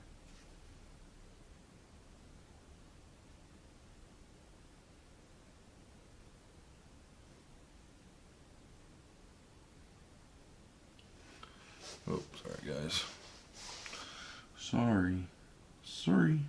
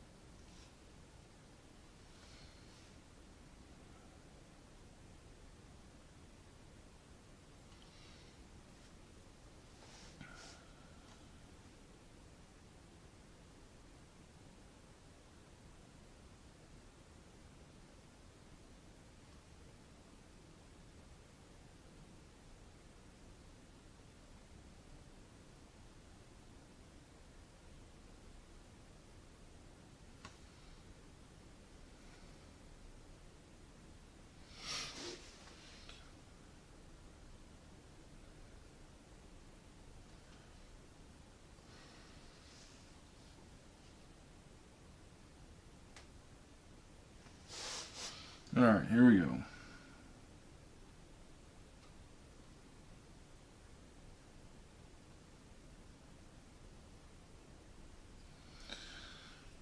God, this is so dark, I can't tell if I'm hitting it or not.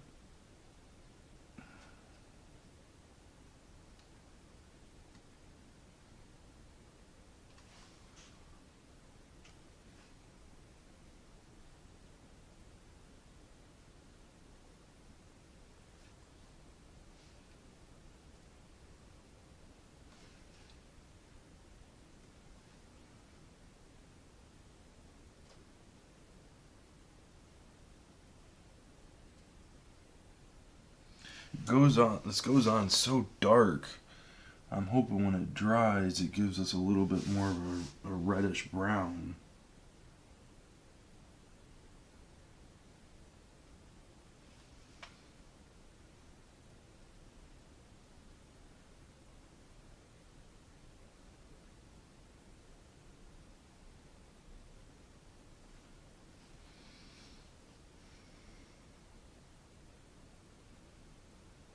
Shit.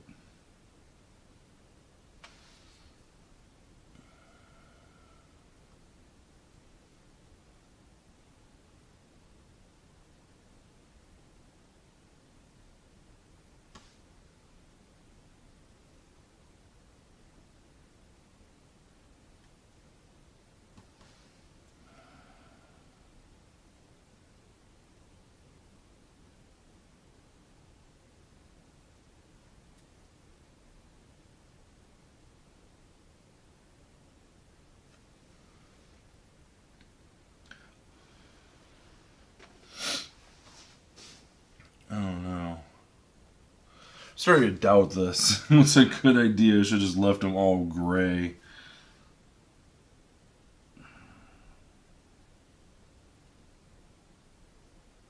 This might be the first and last of the Joe Dotson streaming painting, because this is... I don't think this is going well, guys. Don't think so.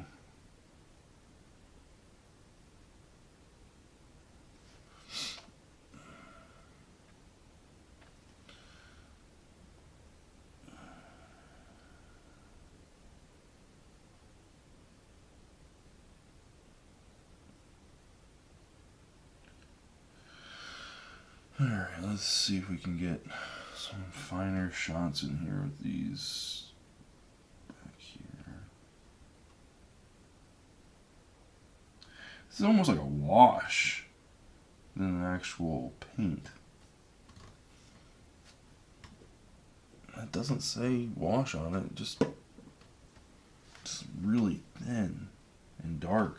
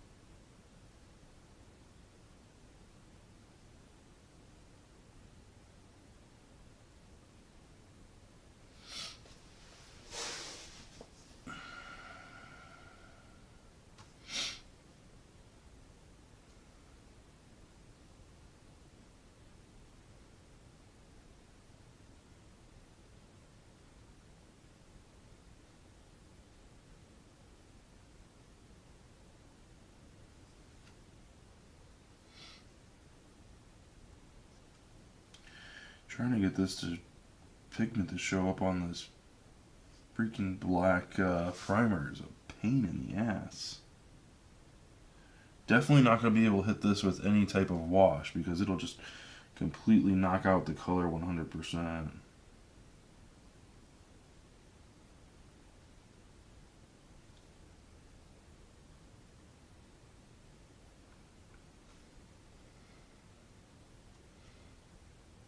And you'd think with like a name like wood grain that it might in fact be like a textile or like a texture paint, but it doesn't say that. I am not very pleased with the way this is turning out.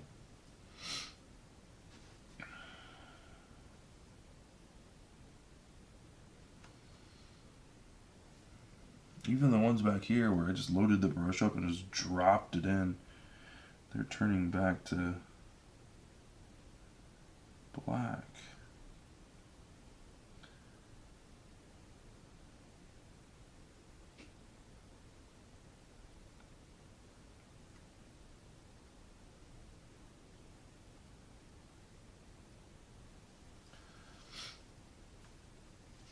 I can't forget this side of it.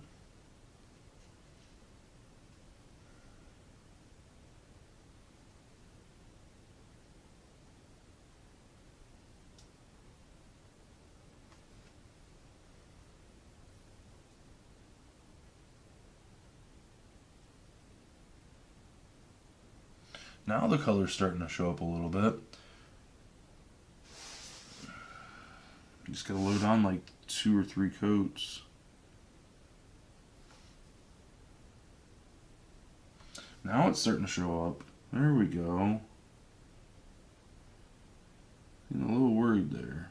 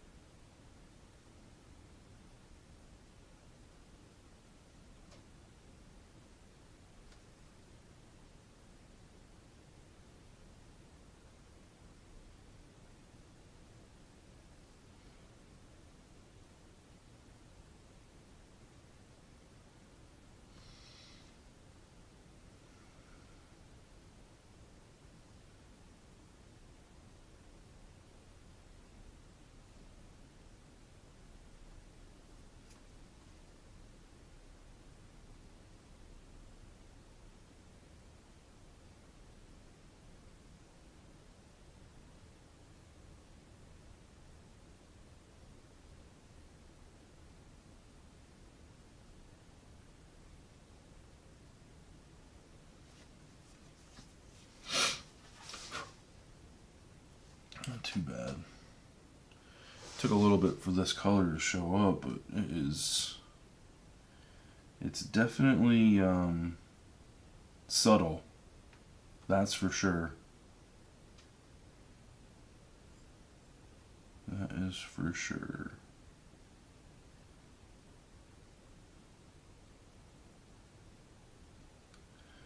I bet it shows up great with white paint or white primer, but just getting it to show some type of pigment through this black is just, it's very translucent. It's not very opaque.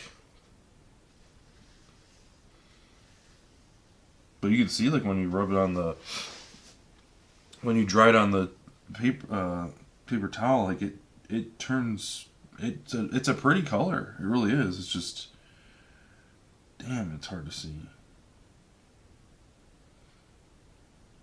All right. I think we're gonna go ahead and we'll do some gunmetal gray on the axe heads.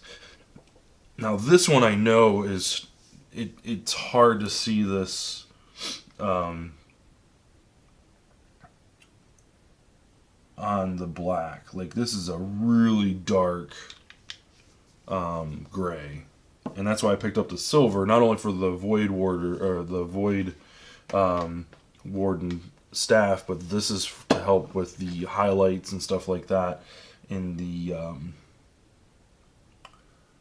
in this character's axes and the hatchet's axes. Just there we go. Yeah, because the last time I used this, like, it just didn't show up at all. It just basically it kept the same consistency with the what am I missing? Is that the axe? Or is that his cloak? That's the axe. So it keeps like the same like color tone as the primer, but in the light you can definitely see it. Like if you like rotate it, you can see like wow, there's really definitely some speckle in there that makes it shine. So it is very, very dark. So we got the silver to lighten it up a little bit. Add some kind of pseudo highlights. Won't add a lot. Actually, that looks pretty damn good.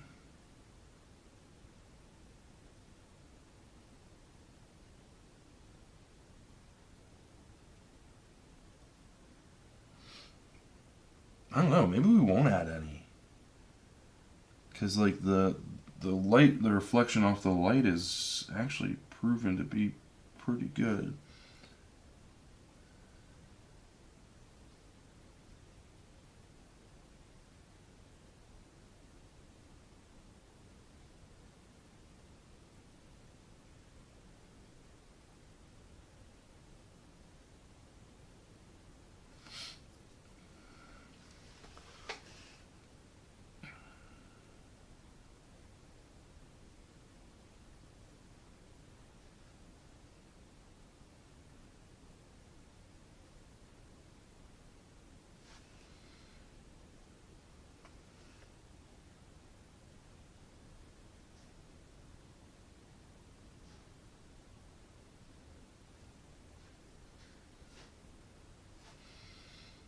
Make sure we get all the different edges of these axes.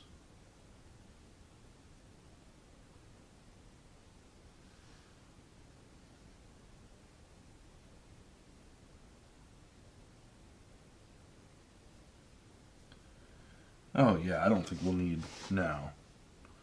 I don't think we'll need to lighten that up at all. We won't add any wash to it. We'll just kind of leave it at that.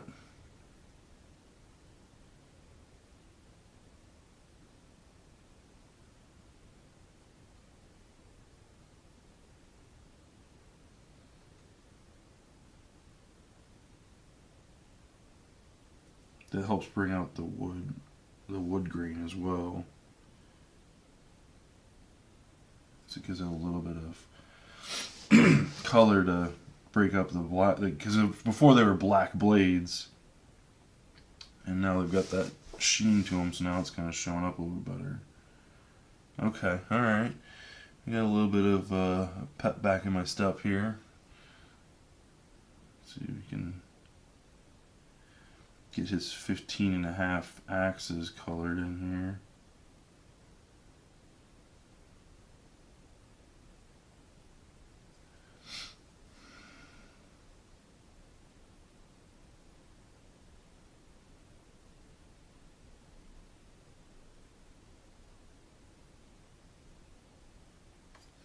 Gunmetal gray, not too bad. Alright, so then we've got a couple up by his belt. Oops, a little too much on the brush there.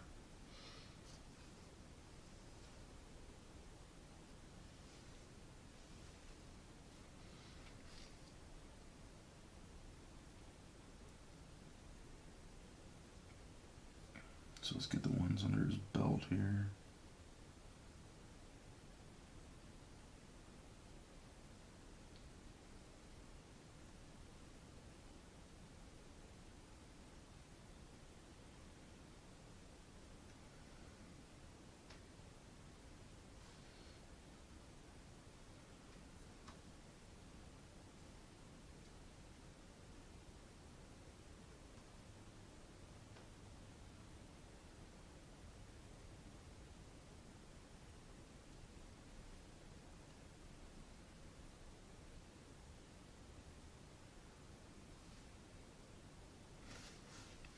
Yeah, not too bad. I don't know if you can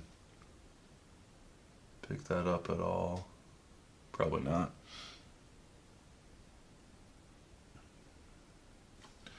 Not too shabby.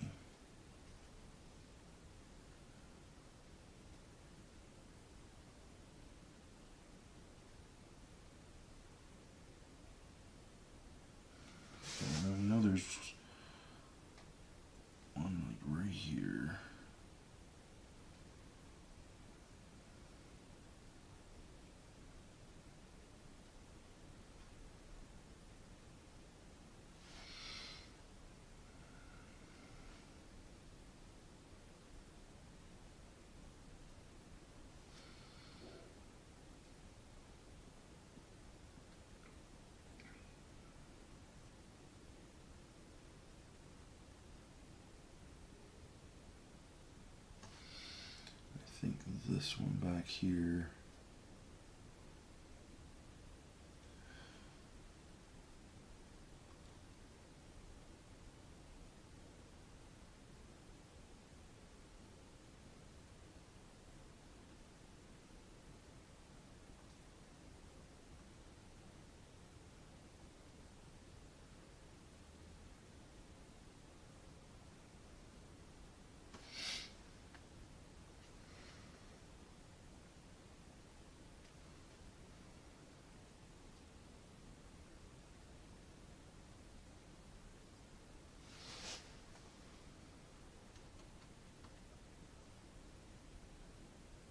Not too bad. Okay.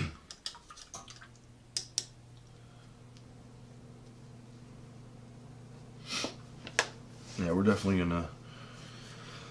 I don't even think we're gonna get through this one today, which makes me a little worried about getting to the other guys.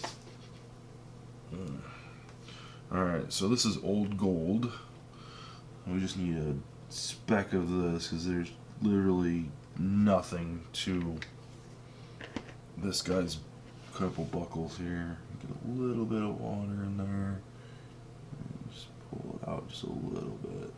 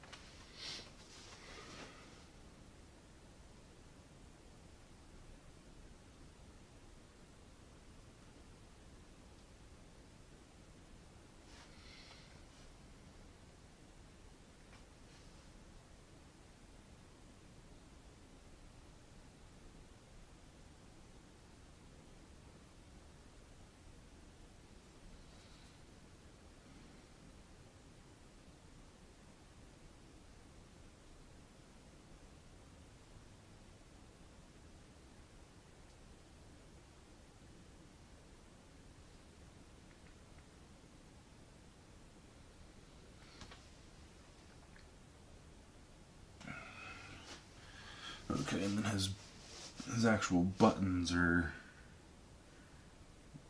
silver as well, so we'll add the gunmetal gray to that.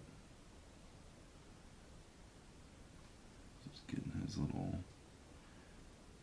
metal clip up here, little gold clip.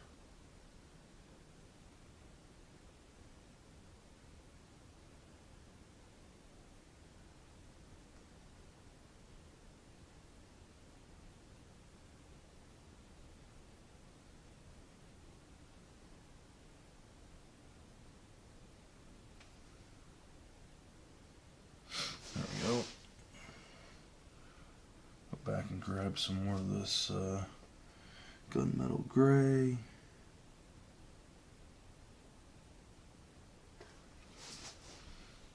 I'm just going to tap just a little bit on each of these buttons. Doesn't have to be a lot because the light in the room will catch it, and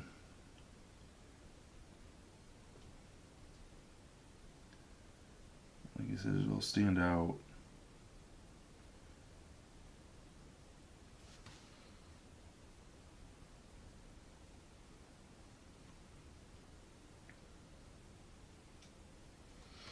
There we go. Alright, so I think base coating is about done. Shouldn't have done those highlights for the metals just yet, because we're going to do a little bit of washing and stuff. But I wanted to have some fun. I really like those shiny colors. Ooh, shiny. I saw. Let's see. Down here a little.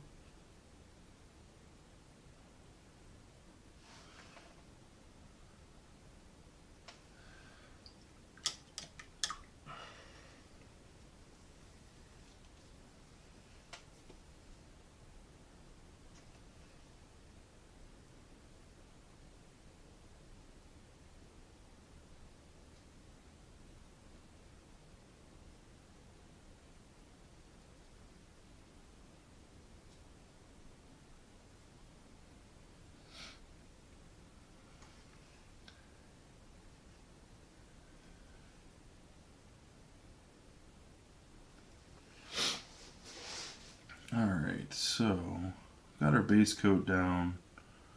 Not too bad.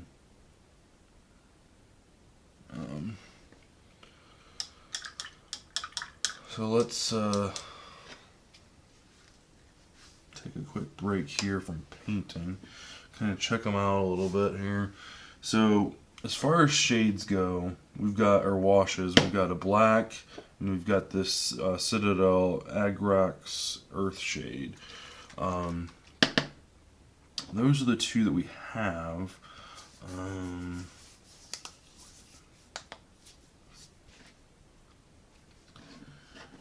Agrax we could use. This is more of a brown.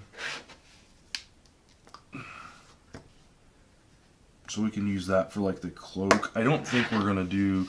We'll probably do a little bit of washing on the actual horns with black, but I think we're just gonna wash maybe black with the horns and the fur, and then we can go back and kind of highlight some of the spots again.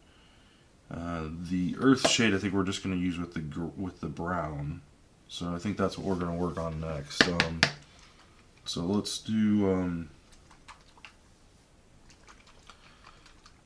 the earth shade first here.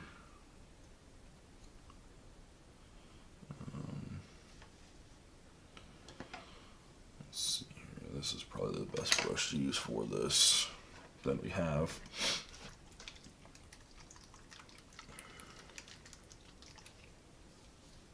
Okay.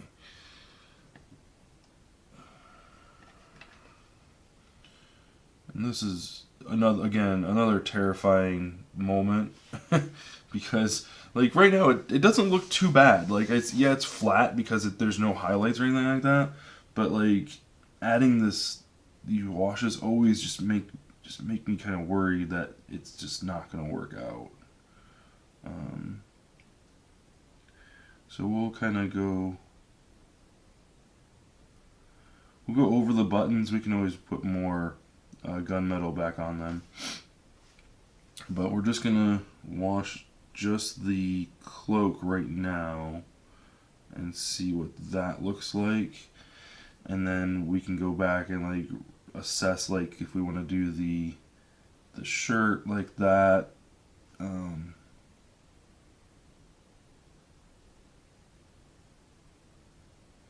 And all that.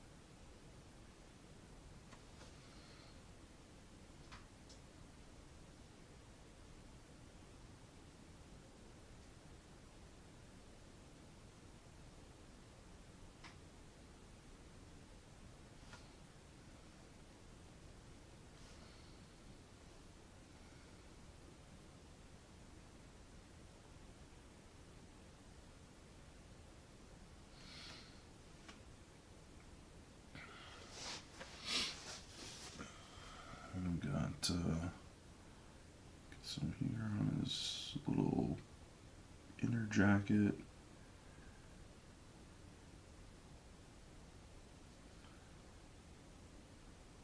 We didn't base coat his belt. I just realized that.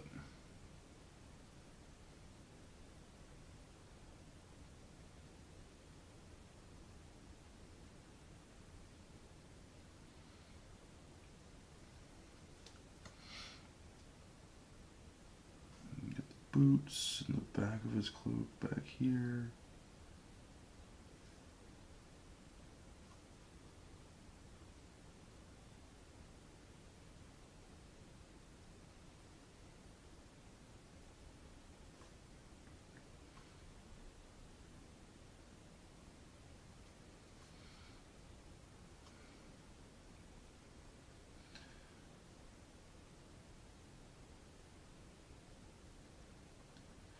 This is the most terrifying part of this whole process because it's it can go wrong so easily. Like right there's a whole bunch of just sitting there, and if you mess it up, you kind of almost not necessarily have to start over from scratch, but like you really have to kind of start over. Like there's some things that you can kind of pick back up on. You can paint back over top of the wash after it dries and stuff like that. But like once this stuff starts going and like where you want it to go, and it really starts to kind of bring the model together.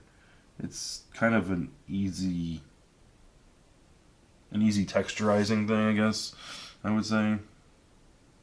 It just adds a little bit of definition to the model. And what's really happening is this paint, it's really what it is. It's just paint, is so watered down. It still has pigment, right? It still has color, but it's so watered down that it basically finds like all the different recesses of the model and just sinks in and gravitates toward them and just dries, therefore creating shadow.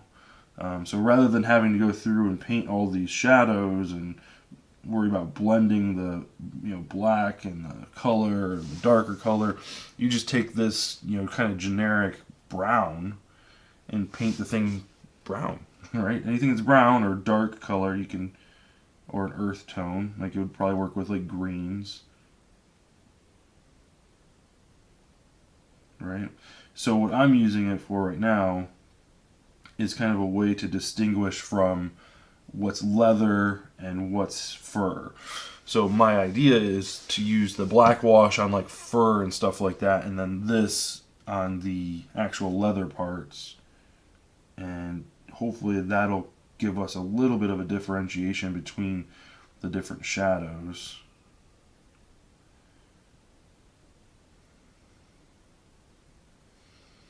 This also just makes it so stuff doesn't seem so flat.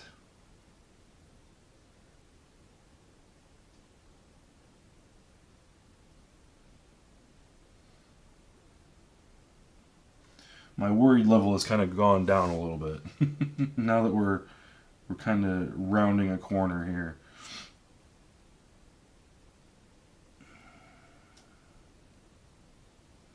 And see, sometimes you have to play with it a little bit to kind of get it where you want to go, so it doesn't pool in the wrong places.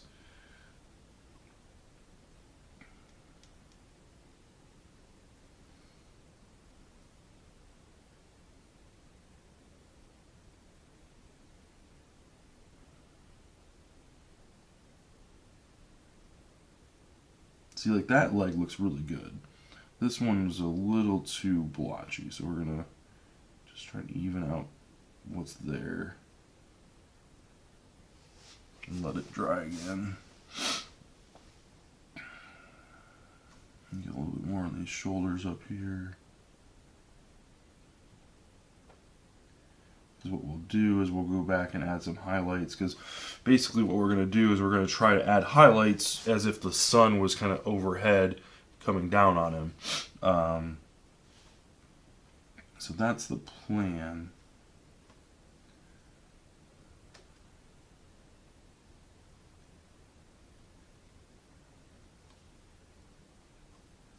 Go ahead and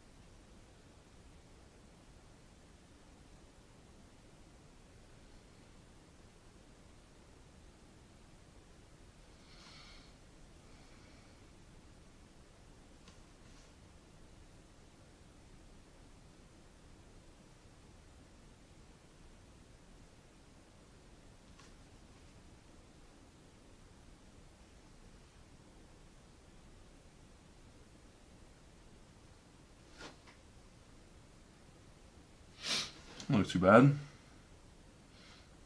Don't want anything like attaching to a little glob.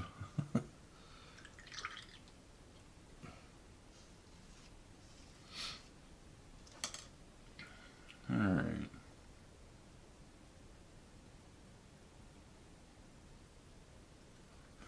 Not too bad. Close that up. Ooh, close that up for now. And we'll go with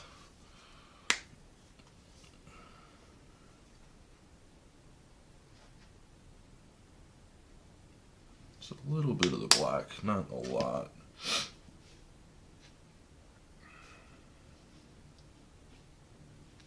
We're gonna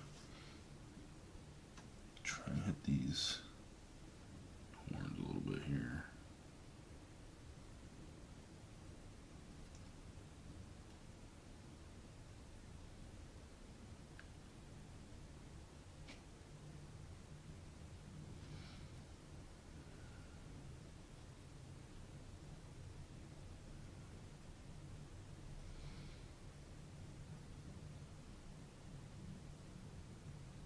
So we want those to be dark because they are very, very dark in the source image here.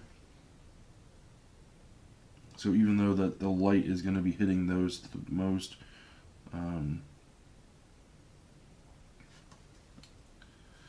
get those dark enough here. Just pick up some of the extra off the top here.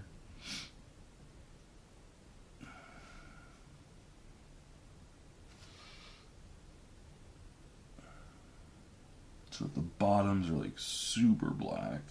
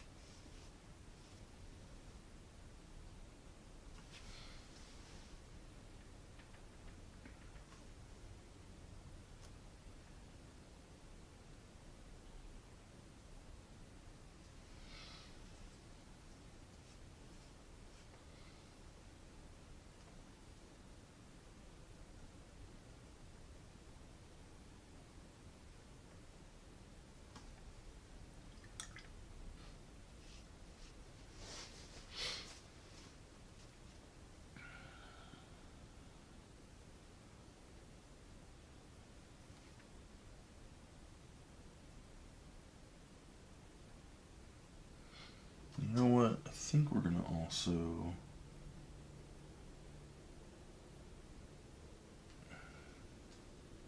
this little strap on his helmet, on his hat, I think we're gonna add.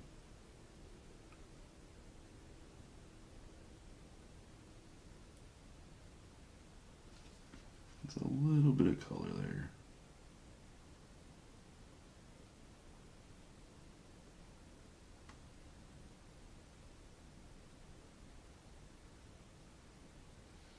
There we go. Like that.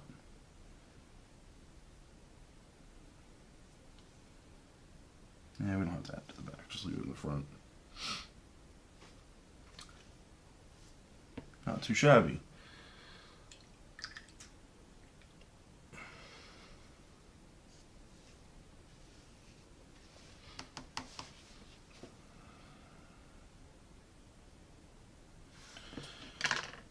So we used, do we use dark or medium flush for that? I don't remember now.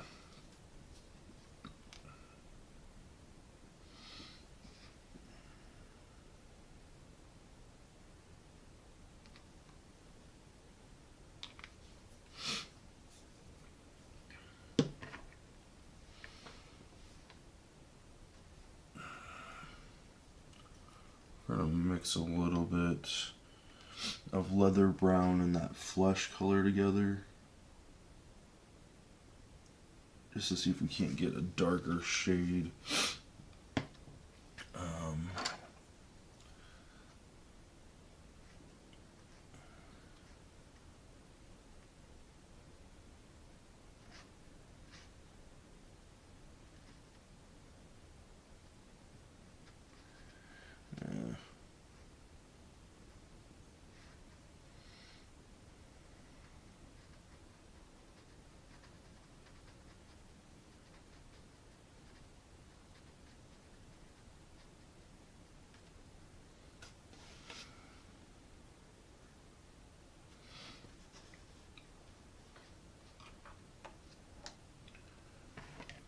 Gonna try, I don't particularly care for it.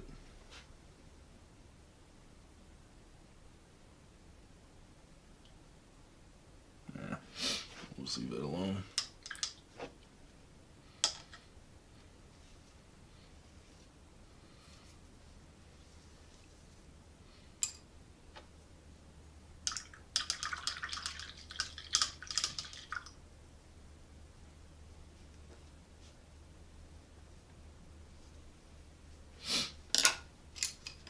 Alright.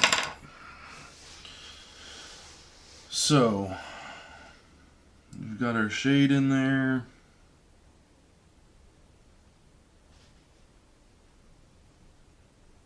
You can probably use that same, let's use a medium tone.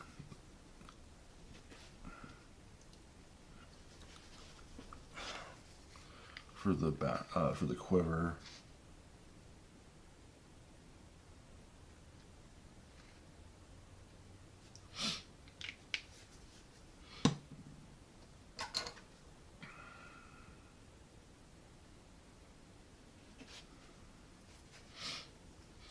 Grab a little bit of water. We'll start pulling some of this paint out, kind of thin it out a little bit here.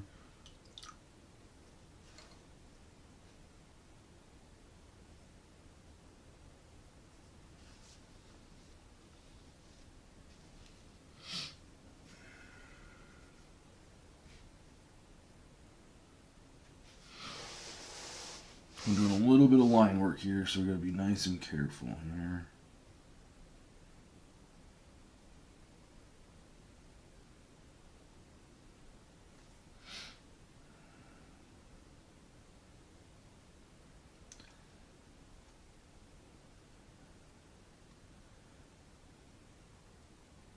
Don't forget to breathe.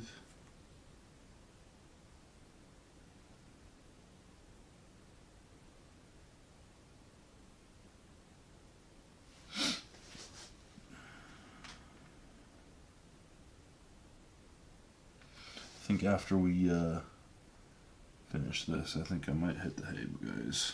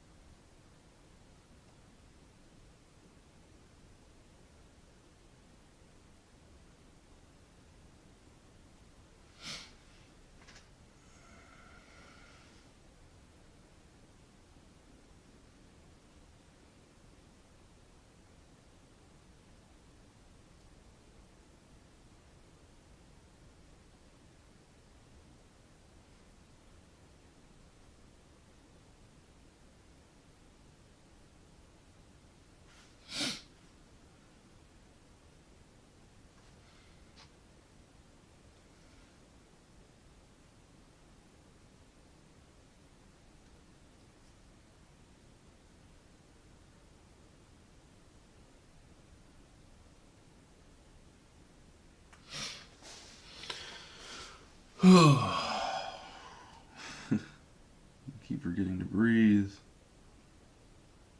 There we go.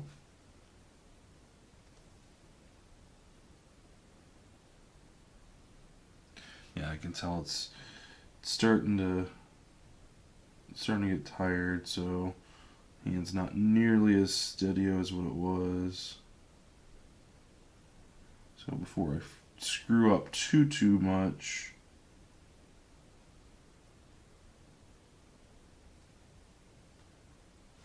just kind of finish this color here and get it to where I want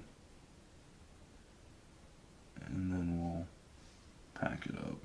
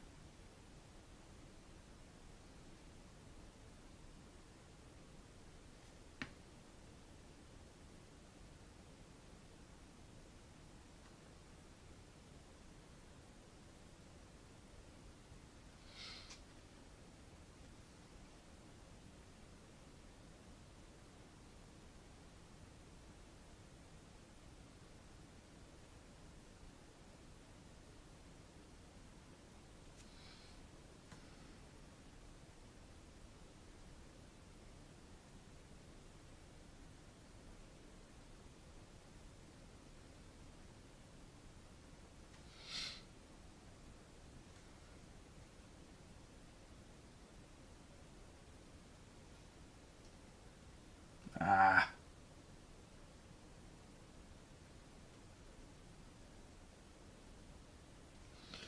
Let's see if we can save that real quick here.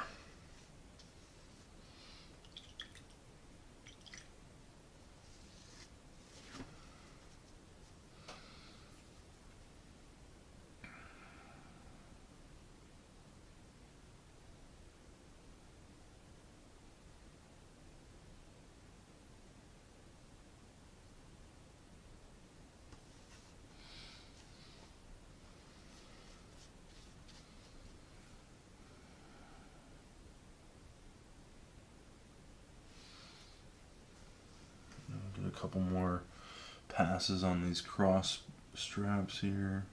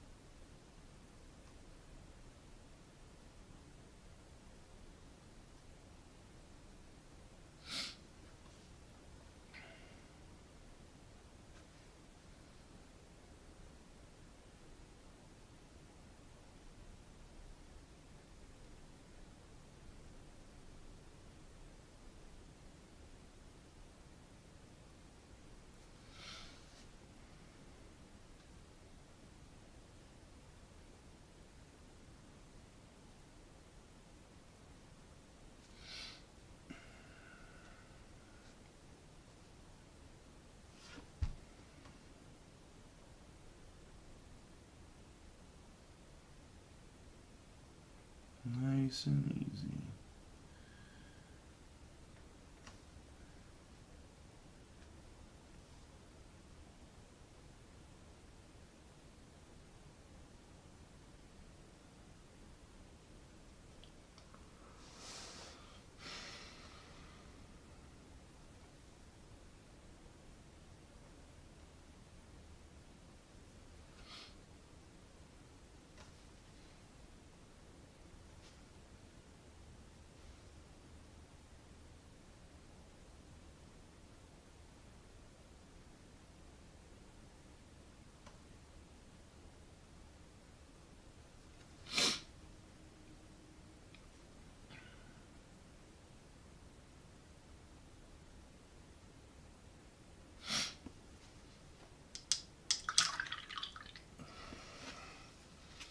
Alright, so we can also add the shade to...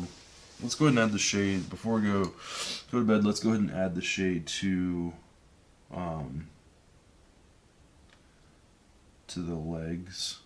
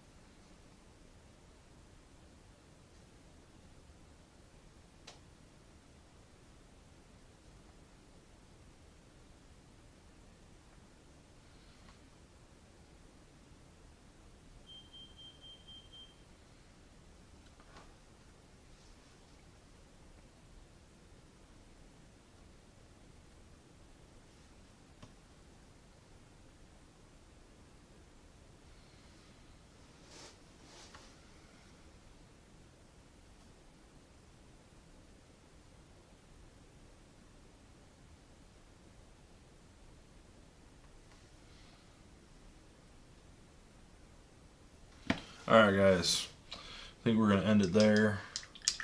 Got quite a bit done. Not a full mini worth finish, but we got our base coats done. We've got, I think there's enough shade in there. Is good. We're going to add some highlights back into the cloak, onto the fur and things like that. Onto the hat. The hat definitely will need some highlights brought back in. We still need to add our flat red to the ball points of the actual hatchets, which we could. There's one actually right there that we'll be able to paint red as well to kind of mimic what's on his quiver. And then we got to paint a little bit of the fur. We'll get some. We'll see what the silver looks like. Maybe we'll give him some silver, or maybe we'll just go with add some white to the color that we used for the actual skin tone. But yeah, looks pretty good. The wash actually turned out pretty good. So we used the Agrox Earth shade on the browns, and then just the black wash on the hands and the like the fur parts and stuff like that. The horns. Horns look pretty good. We might hit them again with a little bit darker down on the bottoms, so that it's lighter on top but dark on the bottom, kind of giving you that transition. But overall, not too bad. Not too bad. I really like how the axes turned out. Not really. We might have to reapply some of the wood grain brown, because it looks very similar to our leather brown. So we might have to add another coat of that.